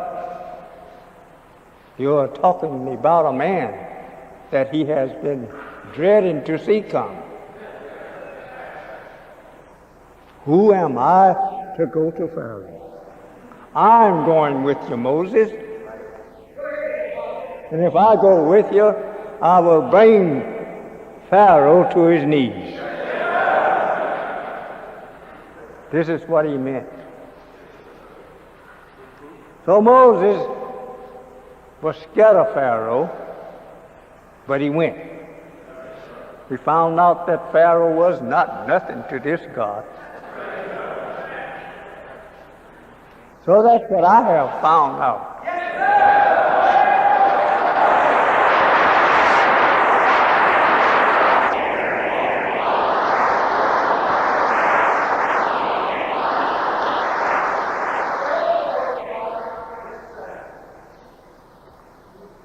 if the Holy Quran does not verify the Bible, the scripture in which the prophets brought in, made that up, how could we recognize a book that you give a name to that don't verify the truth of the book which we have? Well, we cannot do that. But when it verifies the truth from the book in which we have, we got to believe it.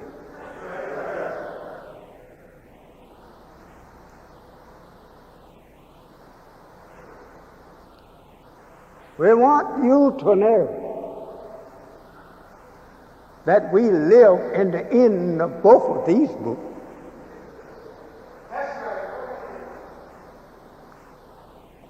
You won't study Bible in the hereafter, nor will you study the present Quran. No, you will have a new book. And that new book will replace the Bible and the present Quran.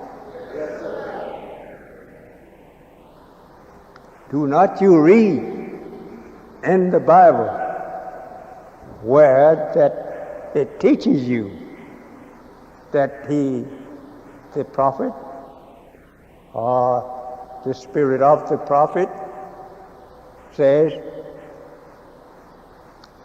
in his hearings, go take that little book and read it, eat it up. Think over that. A new book coming in to being. And that new book is the thing that the people must give ear to. Yes, sir. Yes, sir. Now we're going the right way, for these two former books, the Old Testament and the New Testament, has served their purpose. So now we have to remove them and get a third book and a fourth book. There are two more to come. One is for you and one is for the Orthodox world. It takes a little more for them since they are the fountain of Scripture than you, for you never had any. No prophet ever come to you before. So says the Holy Quran.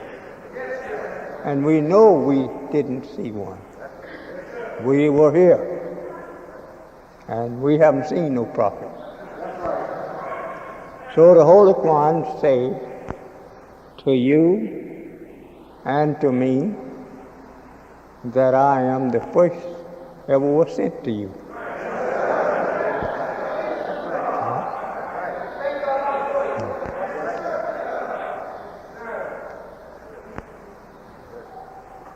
To a people, the Holy Quran says, to whom no one has come before you. So I'm here. I hope you will learn to love me.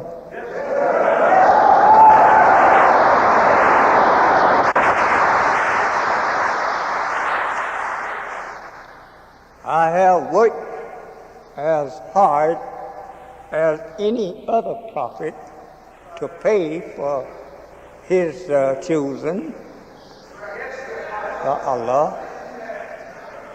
I have, if you remember, I have did everything but die physically, and I had my life for that. I came up, or rather he brought me up on that bond of worry that I would give my life for you if necessary. This is the only way that God can use a man to teach people. He got to be willing to give up his life. As you read in the Bible how that prophets a long time ago were killed by their people trying to teach them to come to God, the devil and the people killed them. They have been killing prophets ever since God sent a prophet, because the prophets of God destroys their work, prevents the evil from coming in by their truths.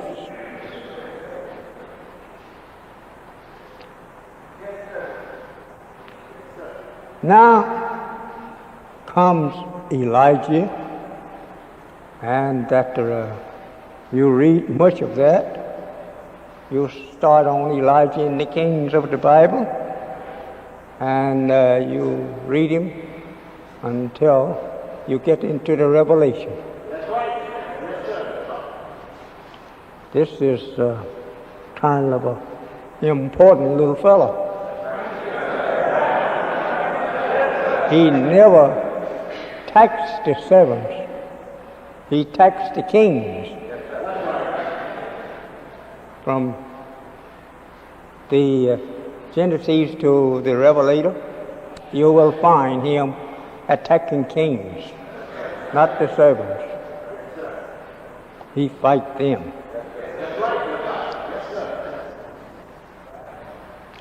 He's some tough little fellow.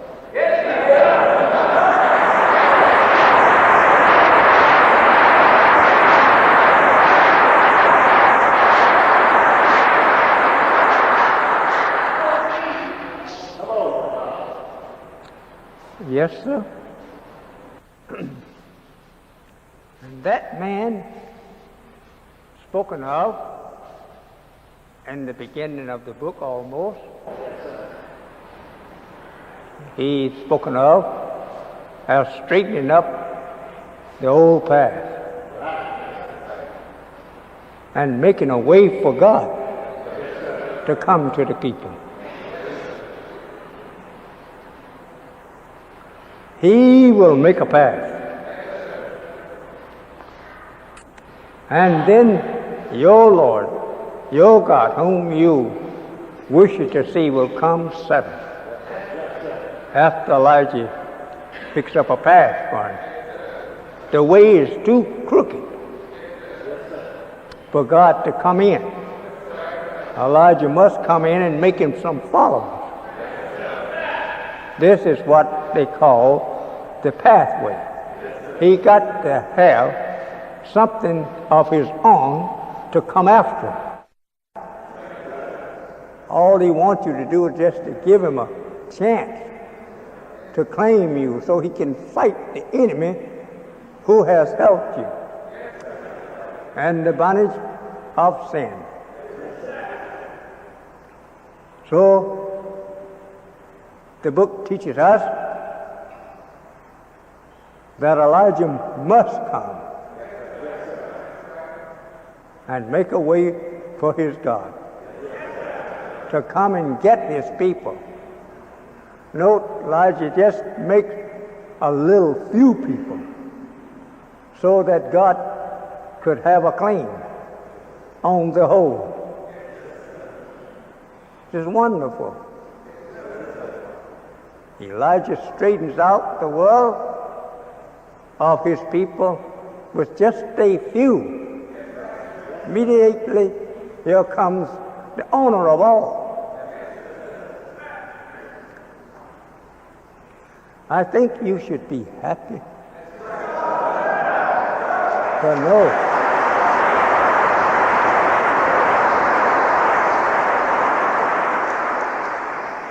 know what time that you are living in, a time in which the world will be changed around, and a world of peace and security will be made for you, and you will own what you already have on.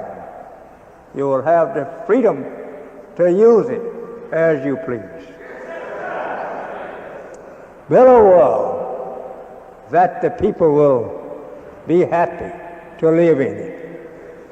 We cannot be happy living in a world that every day and night we are afraid for our own lives, our children's lives.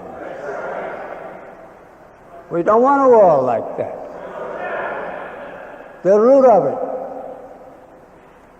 is that we have an enemy on our earth that don't belong on it. In the creation of the heavens and the earth, our fathers didn't make enemies.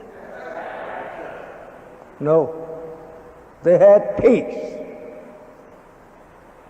Here comes along an enemy of ours just 6,000 years ago. He goes and makes a people to be our enemy. But he can't last long. Just 6,000 years now. He goes and makes a people to be our enemy. But he can't last long.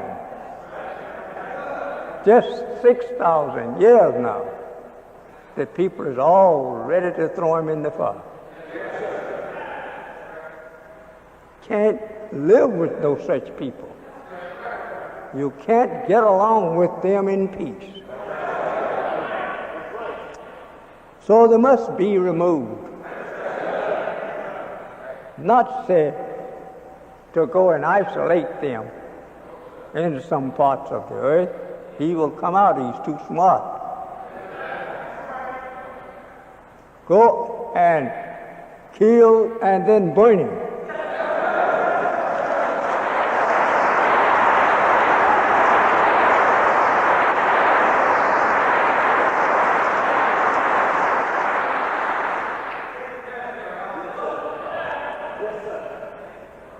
Burn him up.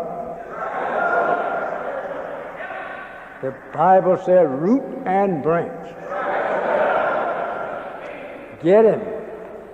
Don't save nothing of him. Oh, poor devil. I'm so glad for you. Not sorry.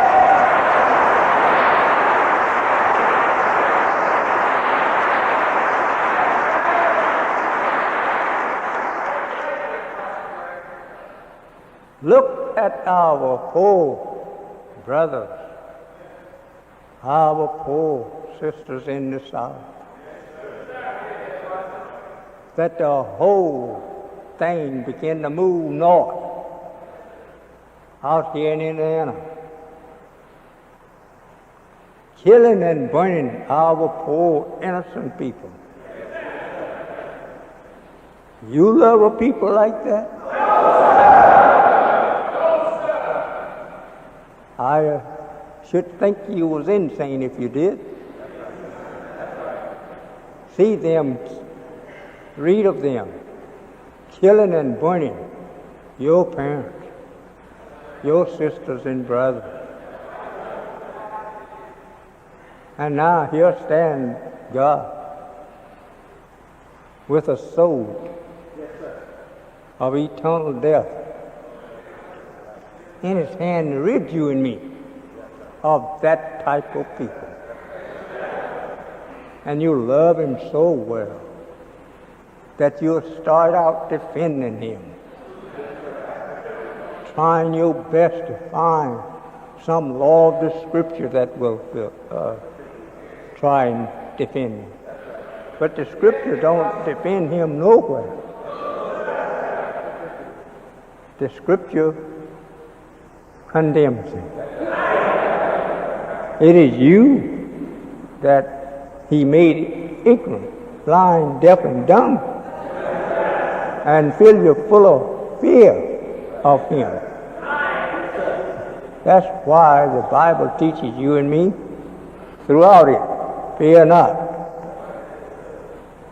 Fear not, O ye my little flock. Why, your Lord will do great things for you. He's so wise. He's so mighty. He found me shivering, shaking. He said, come on, go with me. I will take that fear out of you. And He's taking it out of me. Now I go through the valley, as is written, in the shadow of death. For He is the death that is producing the shadow.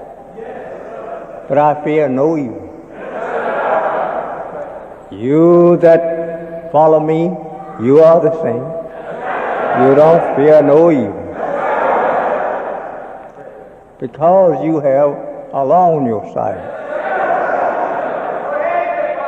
Yes, sir. We are a most happy and worthy people for God to choose us to be His people, and will kill nations for you. Your Bible teaches you that He will destroy nations for your lives. And He's doing it. Why should we fly to a God like that? Just because that I've been following Mr. Blue-Eyed Caucasian all my life, and I have become to love him. And I wishes to kill your God and my God to save him. Oh, boy. That's bad. But that's just what you say in your heart. I would that they did not exist. I would kill them if I could. Many times you have wished that my God and your God, Master Farad Muhammad and Elijah Muhammad, was dead, so you could cling on to your devil. As the devil said himself, that if they could get me out of the way, they would have a glorious future for them. That's right. If they could get me out of the way, they would have a glorious future. But I'm here.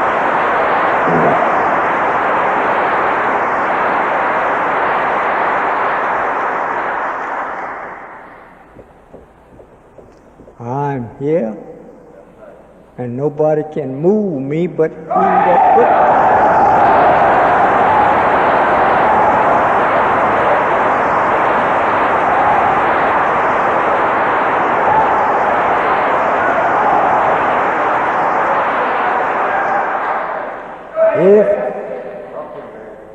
If they and you would unite together to try and put me out of the way, you would not do anything but put yourself out of the way. Because that He have the power over everything, so since He have the power over everything, He most certainly have power over me, to keep me, protect me. But that is not going to happen with me and you no way, because He loves you, I love you, and you love both of us.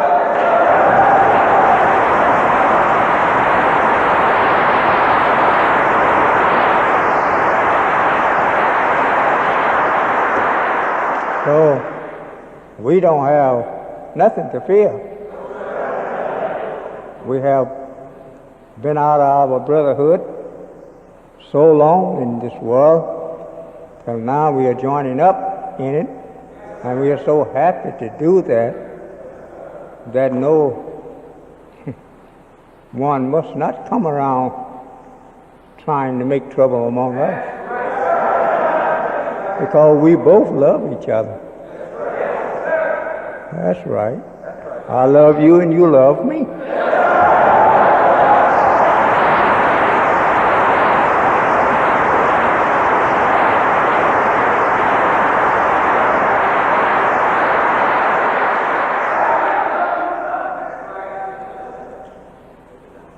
We want to build. We want to make the South Side our South Side. I mean the black man. So we have been working on drawings that if you would see, you will say, I'll be glad when that is done. But it's going to be done. We don't sit down and draw for nothing.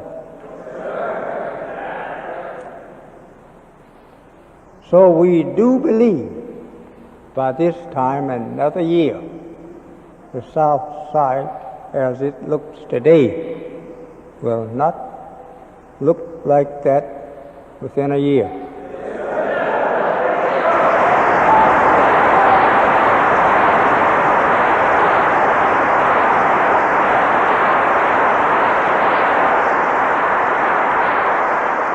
If I only can get the leaders who is not making any progress,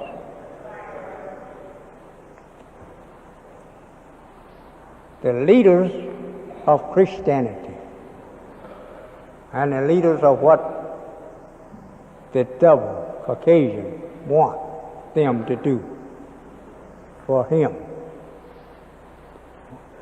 The devil, blue-eyed white people, they love to get around Reverend. They call him their man, you know. And Reverend calls himself their man. Reverend believes in that blue-eyed devil because he calls him Reverend and tries to pretend to be backing him up. But he's not backing Reverend up into nothing but the fire of hell. Reverend, cannot you see he can't do nothing with me? He don't call me no Reverend. But they cannot stop me, and I didn't get no license from him to preach.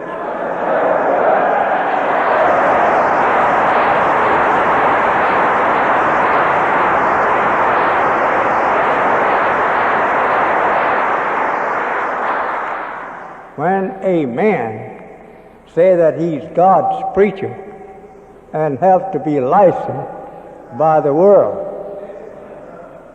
of enemies of his, I say, you have not yet become God's preacher. You're the devil, slave making, white man preacher. These are truths. He licensed, ordained you to preach, and you must preach like he said. If you don't, well, he will come over and tell you to sit down, Reverend.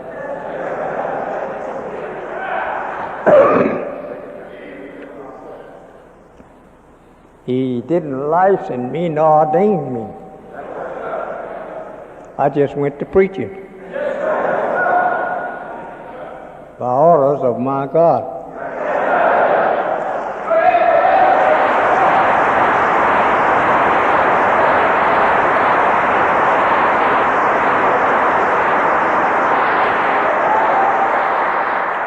What a God ordained minister of the Spirit of Himself. Looked like going over to a devil asking him for license. Oh, brother. It's sickening almost to talk about it.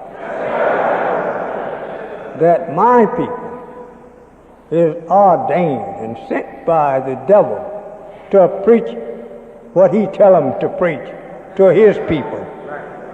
Why, brother, I would kick him in the face.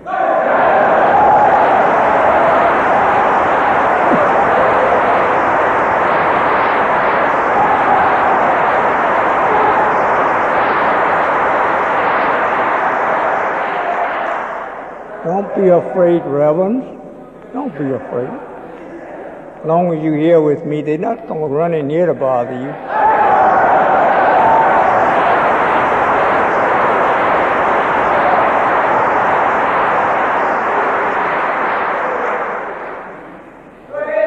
Remember how Elijah fought with Ahab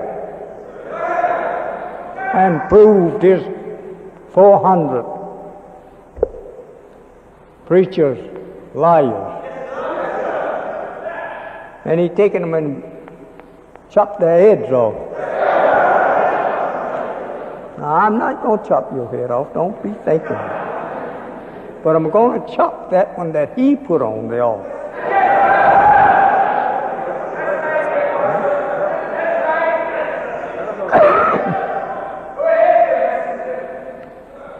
I want my God and myself to save you out of his clutches, take you away from it.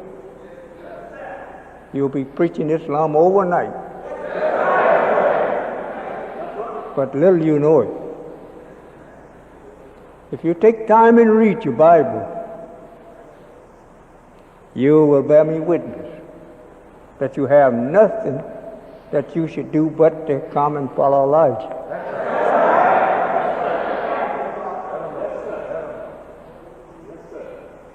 Elijah must first come.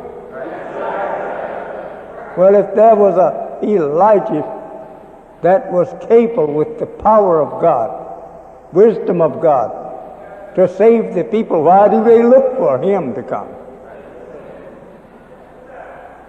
Thousands of preachers all over the country, but you can't make a way for your God and my God because you don't serve him. You don't convert people to our God. You convert them to Satan,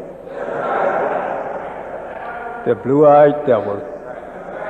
All the converts that you make in your church today, you are making them for him, not for Almighty God, who have power over the heavens and the earth. You have made one for him. All of your preaching that you have preached all your life, you have made one convert to the God of heaven and earth. You made them for the white folk. Not even one. I don't care if you make 1,000 a day, as long as you are preaching for Christianity, you are making them for the white man.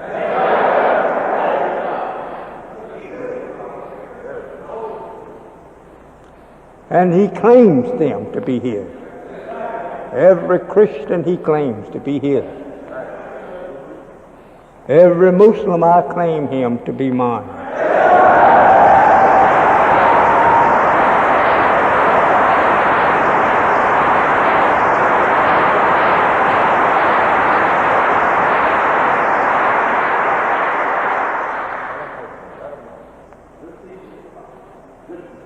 Who am I? He says.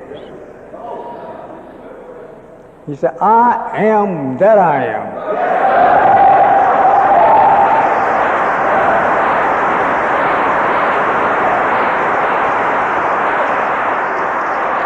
Who shall I say that sent me? Tell him I am that I am that sent thee. Oh, brother, Pretty strong. Tell them that I am the God of their father.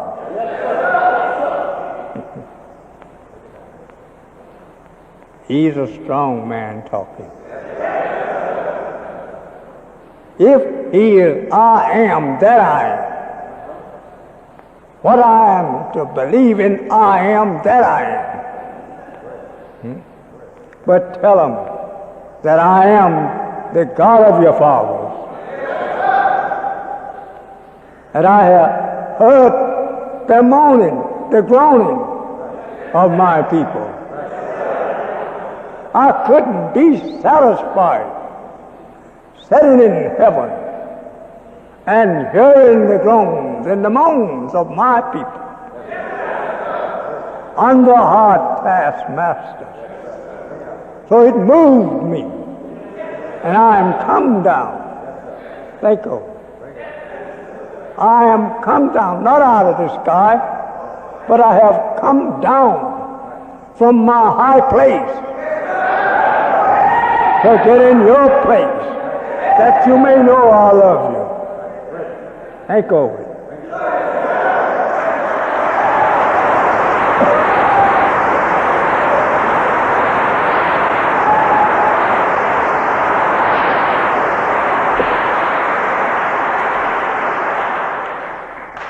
Swung up by ropes, chains, burn that stake in the fire by a blue-eyed devil that Yahweh made to do just that to you and me. I'm come down from my high place as God in the heavens of the righteous to you that is bound in hell. I come down to loose you. I come down to free you. I come down to kill your enemy.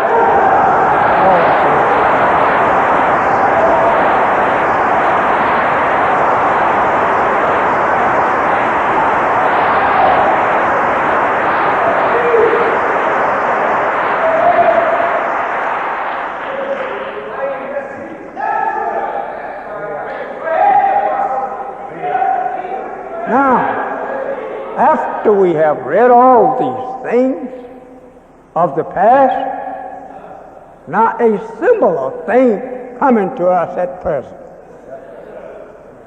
Where did you come from? Don't worry me in that. I came along by myself. Think over that. I came along by myself, having the power to walk alone and having the power to destroy my enemy and your enemy. I am alone. I am the one God. I don't need no help. I'm alone. But you were brought over here. I come to free you from the kidnapper.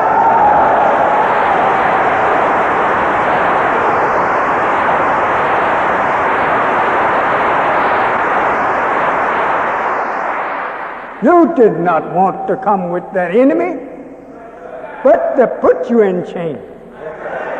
You couldn't help yourself. I have the key to unlock that chain from around you. I can teach one of you to do that. Come on, pass the key over to Elijah. Ever since he was in his boyhood, he'd been craving to see someone come to the rescue of his people. So I'm going to give him the key. He will unlock the doors. He will let you out.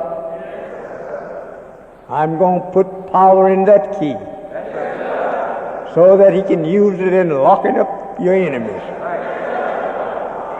He has the key of both hell and death. He's going to put a stop to that bleeding you to death. I'm going to let him go. He's already angry. Elijah don't have to get angry at him. He has already been angry with him, but he didn't have nothing to fight with. So I'm going to give him something to fight with, and I'm going to fight with him.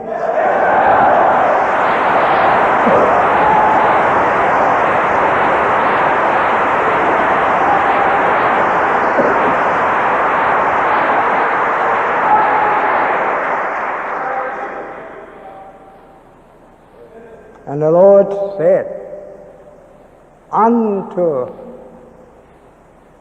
Ezekiel, Son of man, can these bones live? He said, Thou knowest. You're the all-knowing one. So if they can live, you know that. Not either argued with the other. They all was in agreement. Go tell them to hear the word of the Lord. That didn't work so well. They're too stubborn. He said, I will give you an instrument.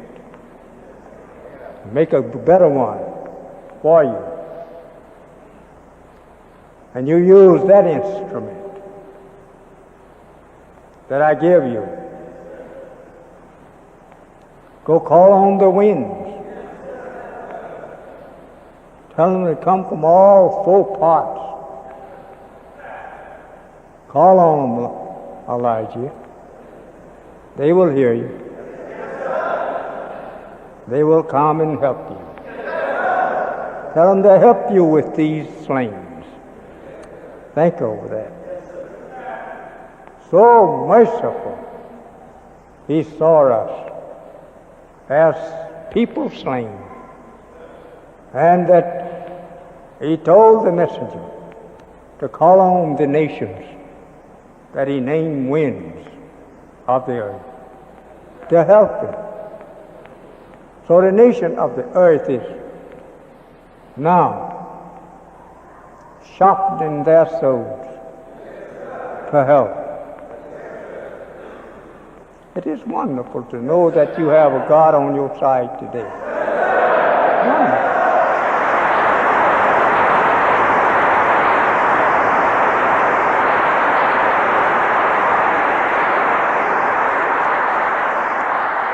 He looked upon us, saw how pitiful we were.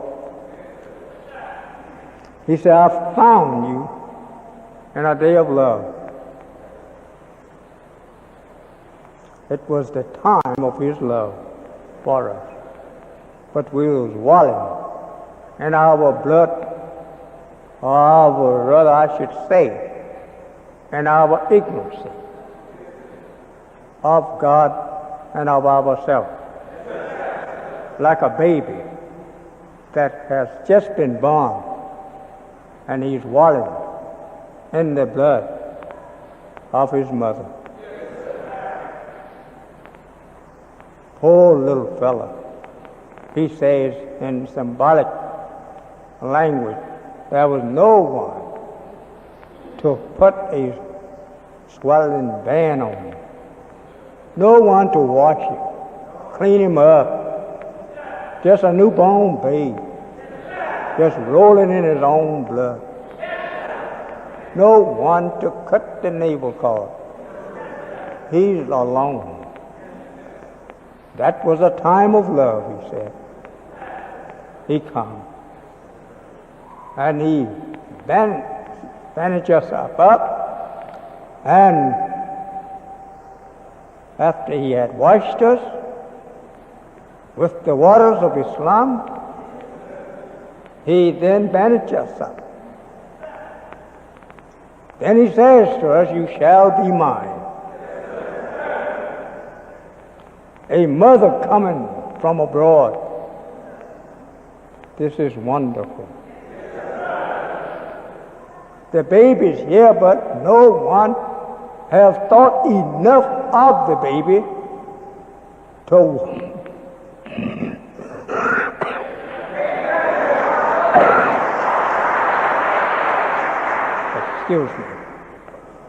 to wash the baby up, put it on clean clothes, and send it out among the public.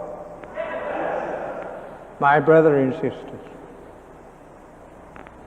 Allah and myself is cleaning you up, and you have on beautiful garments. You're not ashamed to go out in the public. The public stare at you, and they wonder, who have did this job for you? Tell them a man called himself Elijah Muhammad.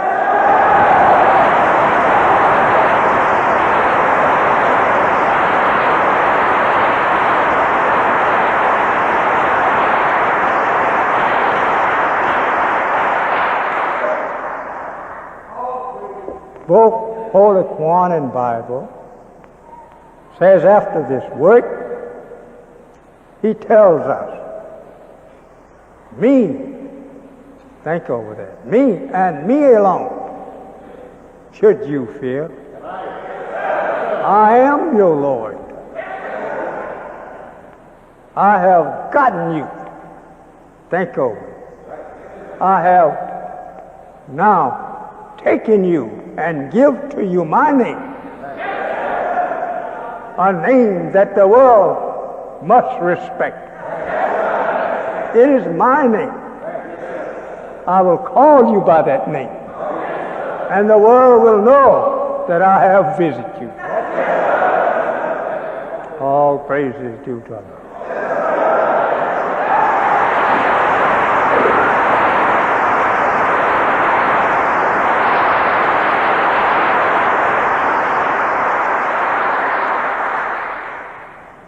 Going round here calling yourself an angel now of heaven, calling yourself Mr. Jones, Mr. Culpepper, and Mr. Jackson. Who is Jackson? Calling your beautiful self a fallen angel from heaven by an enemy who pushed you out of heaven with his way of doing it. You don't have no name. All the names of God have a meaning to them, but your name don't have no meaning. The devil's name shall be destroyed forever, but he that have the name of Allah will live forever, for that name will live forever. So I'm going to bring to a close of our evening work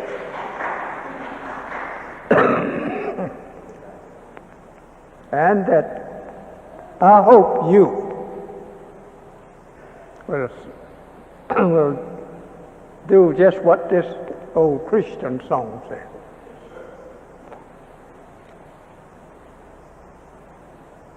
They used to sing it when I was a boy. I hope I will join the Centennial Army band, rather. I hope I will join that band. Then he said, oh, look away into the heavens. Good Lord, I hope I will join that band. So this is the band. So you join on to it. You look better in your arm. Think over that. You're sitting up here with us. You look good. You look like people that is civilized. You look like people that seek something for yourself, something meaningful. You're fine-looking people. So go along with us, and the world will admire you. I don't care where you go on this earth today, and tell those people that I came from America. I followed Elijah Muhammad there. They said, come here.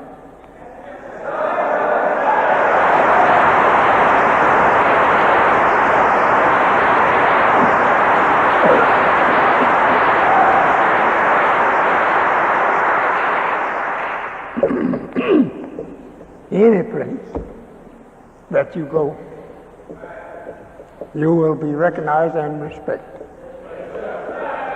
Some of them have went over and told stories that they was following me in just to see what would happen. So the people took them in so fast they got excited. They know they was telling other than the truth, but that made them return and join up with us. We are in Russia, we are in China, we are everywhere. You can't go no place without finding us. That's right. Just go and try it for yourself. And if you return, tell me that you didn't get respected by claiming me to be your leader. I will pay all of your expenses.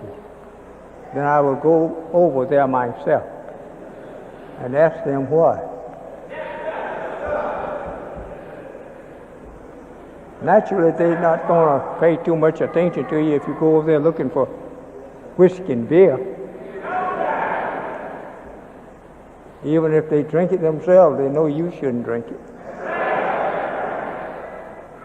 So I think I have been much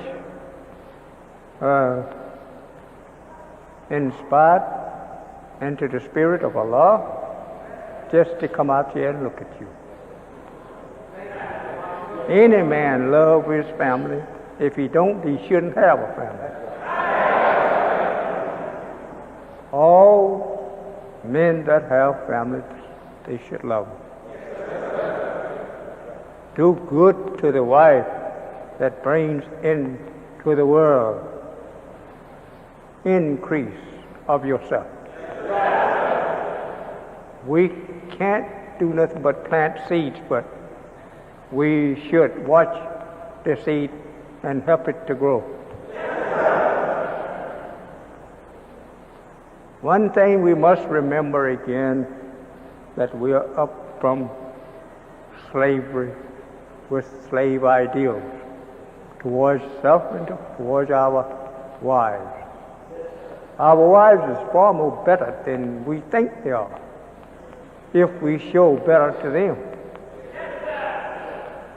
So let us do that.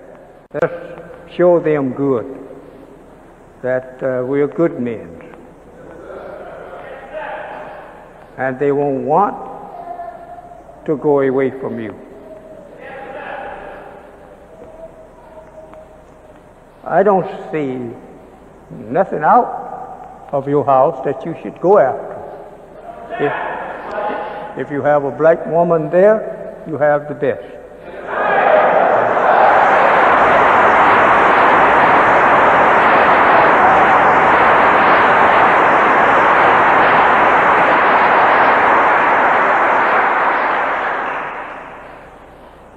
So I'm going to offer you this few minutes. If you desire to question me on something that is worthwhile, I'm going to give you a few minutes to do it. And if you have any question that you would like to ask me, ask me.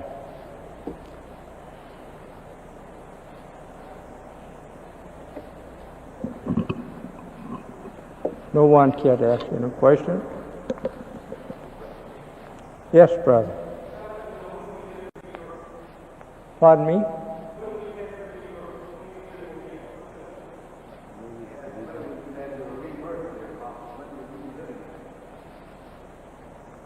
We are being rebirthed now.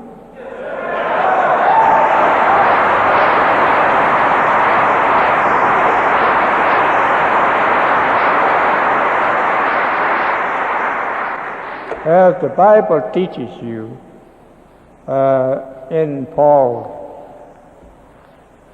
epistles, that it is not known to us what we yet will be like. But he says that we know one thing. We will be like him. Why the epistle read like that? Because the writer know or had learned that Allah was going to make a new people, and whatever he looked like, we will look like that. As he tells you in one of those epistles, that we will be changed at the twinkling of an eye. And the Holy Quran also bear witness to that. We will be changed. And he told me out of his own mouth that he would change us up. The Holy Quran says he will cause you to grow into a new growth. And all of the scientists agree with a change that he will make of us. But he don't have nothing to do but just to say, be that, and you'll grow right into it.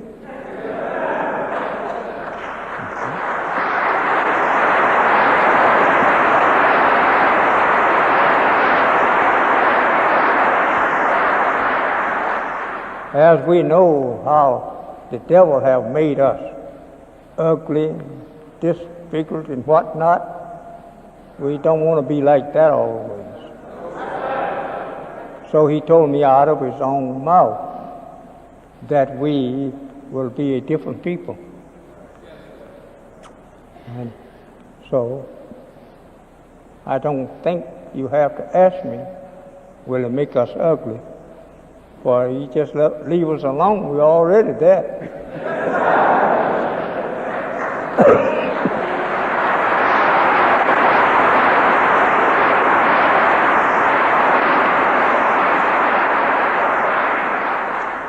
He said to me that he will make us the most beautifulest people ever lived. Yes. If he's going to make you the wisest, surely wisdom brings about people contacting you. And you are not going to be sitting before people ugly. You must look beautiful to compare with the beautiful wisdom that you have in the head. So I think if you just stick around here and follow with me,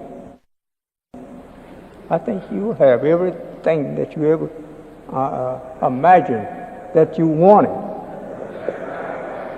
Remember that. Everything that you ever imagined that you wanted will come to you. Just stick around here with me.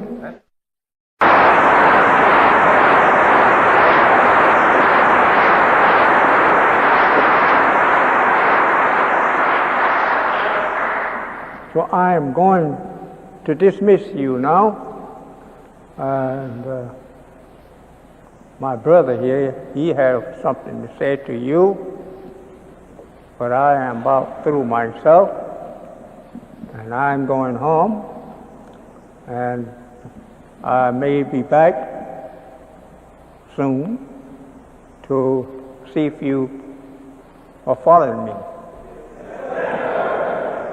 or believe in what I teach you. And if there's anything that you would like to say to me or ask me before I leave this stand. You're welcome to stand up and ask. Yes, sir, brother.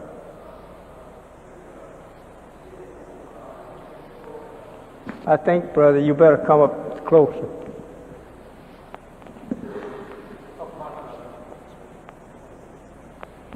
My hearing is not as keen as it used to be when I was young like you. I could hear a long ways off. Sir, you said something about that you would have to go and have one of God's names. And I was,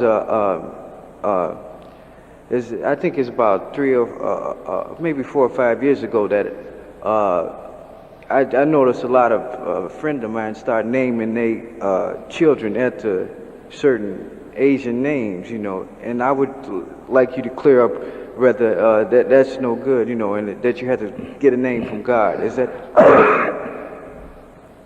You and all of your children can be named at once. And that's what you can get. I can name you. He's not going to take the name away that I give, but I don't want to be so smart to take over the naming of the people. I do know his name, and that's the names that you have to be named in. But I expect him here pretty soon, and I don't want him to come and find me taking over his job.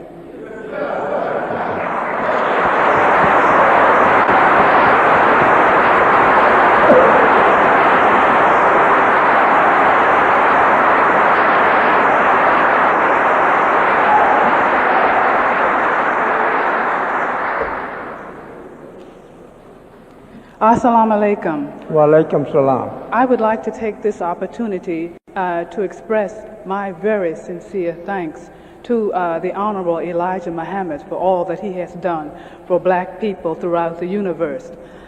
This is my first Sunday here in the city of Chicago. I arrived Wednesday, and my friend wanted to take me around today driving to see the city. But as a teacher and a community worker in the city of Washington, D.C., I told my friend that I could not begin my day in the city of Chicago without first coming to the temple and pay my respects to the Honorable Elijah Muhammad, a man who has done for the world what no man at this time has ever done. He has raised us up, a people.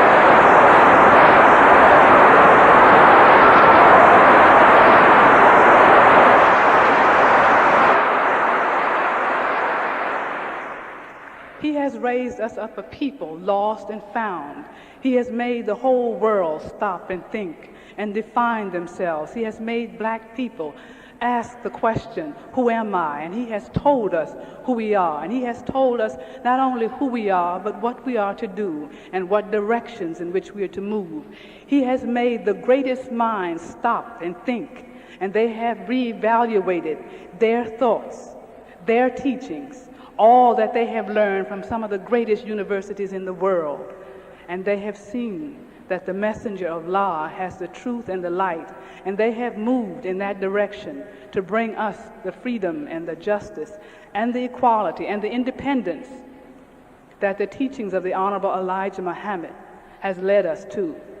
We as a people throughout the universe can never fail to give thanks and honor to this great man.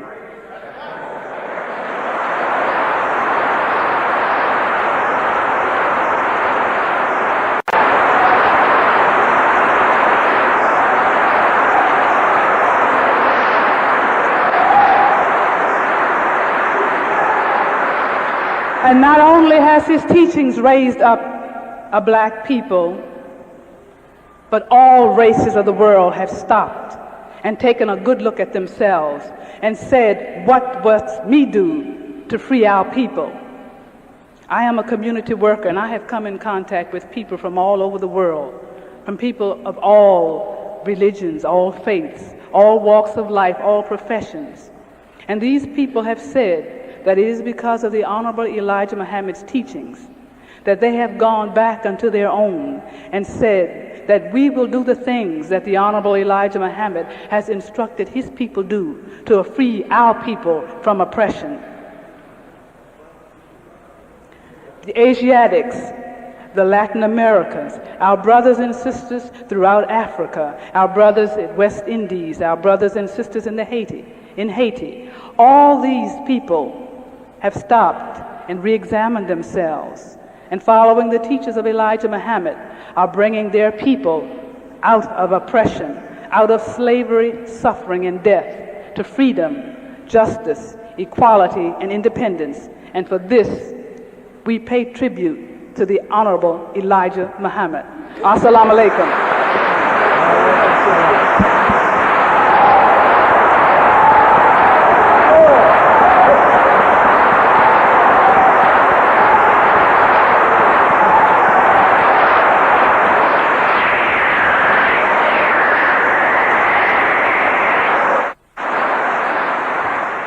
I think go see Haiti.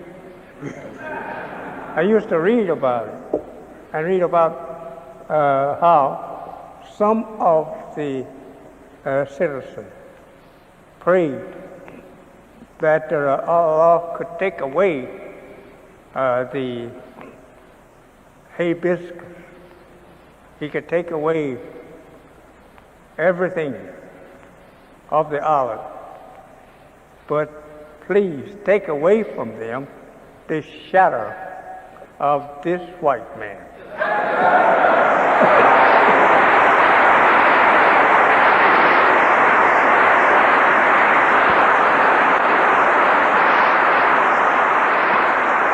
So when I learn of people that hates the devil like me, I want to go there and let them know I'm their brother. I am to the Honorable Elijah Muhammad, from praise is due forever. I am just a lonely business lady. And I have belonged to the Christian church from 14 years up until now, and I'm 58 years old. I walked out of the Christian church. And what I want to ask,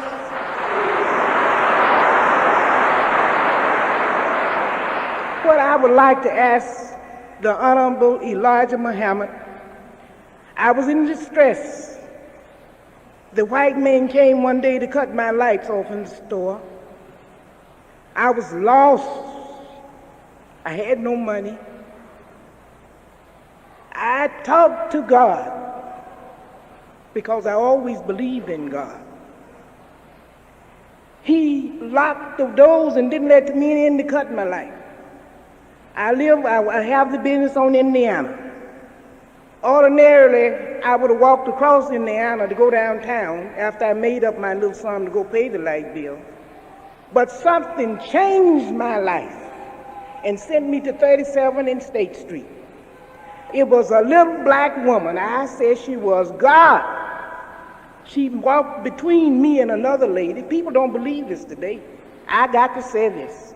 I've been wondering ever since until I got here.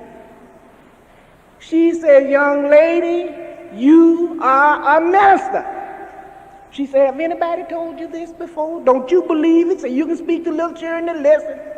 Say everything belongs to God. You worried about your own physical being and what you need. Everything belongs to God. Say turn and go to God." So this is my second time here. I signed the card, and I didn't make up my mind, but my mind is made up. I'm going to follow the Honorable Elijah Muhammad. All black sisters and brothers. Black sisters and brothers.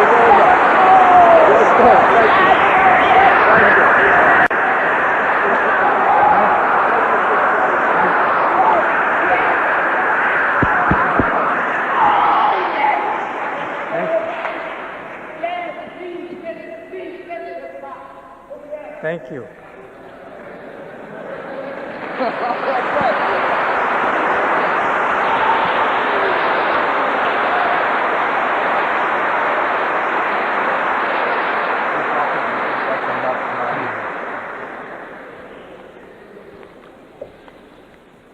Dear brothers and sisters, we enjoy listening at you and others give honor and praises to Allah his name and for the work of his messenger.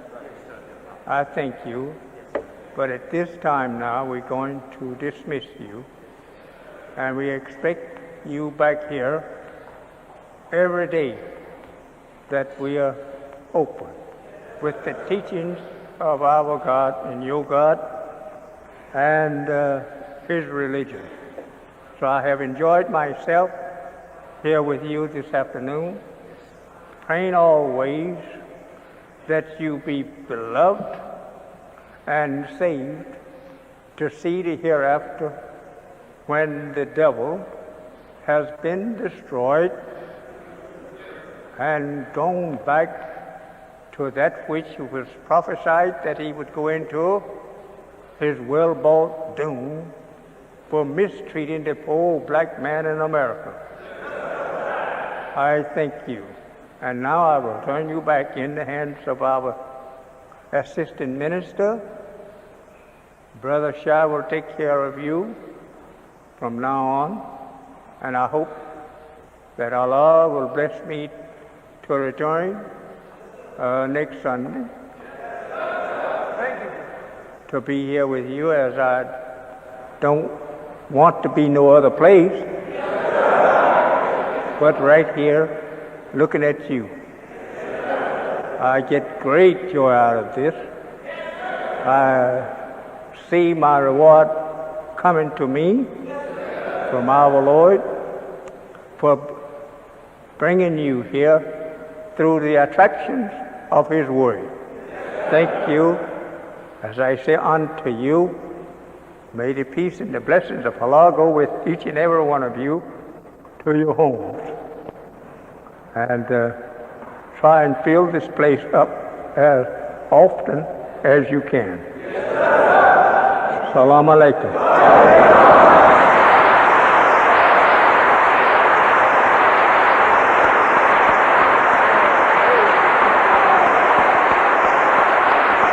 All praise is due to Allah for the Honorable Elijah Muhammad. All praise is due to Allah for the Honorable Elijah Muhammad. All praise is due to Allah for the Honorable Elijah Muhammad.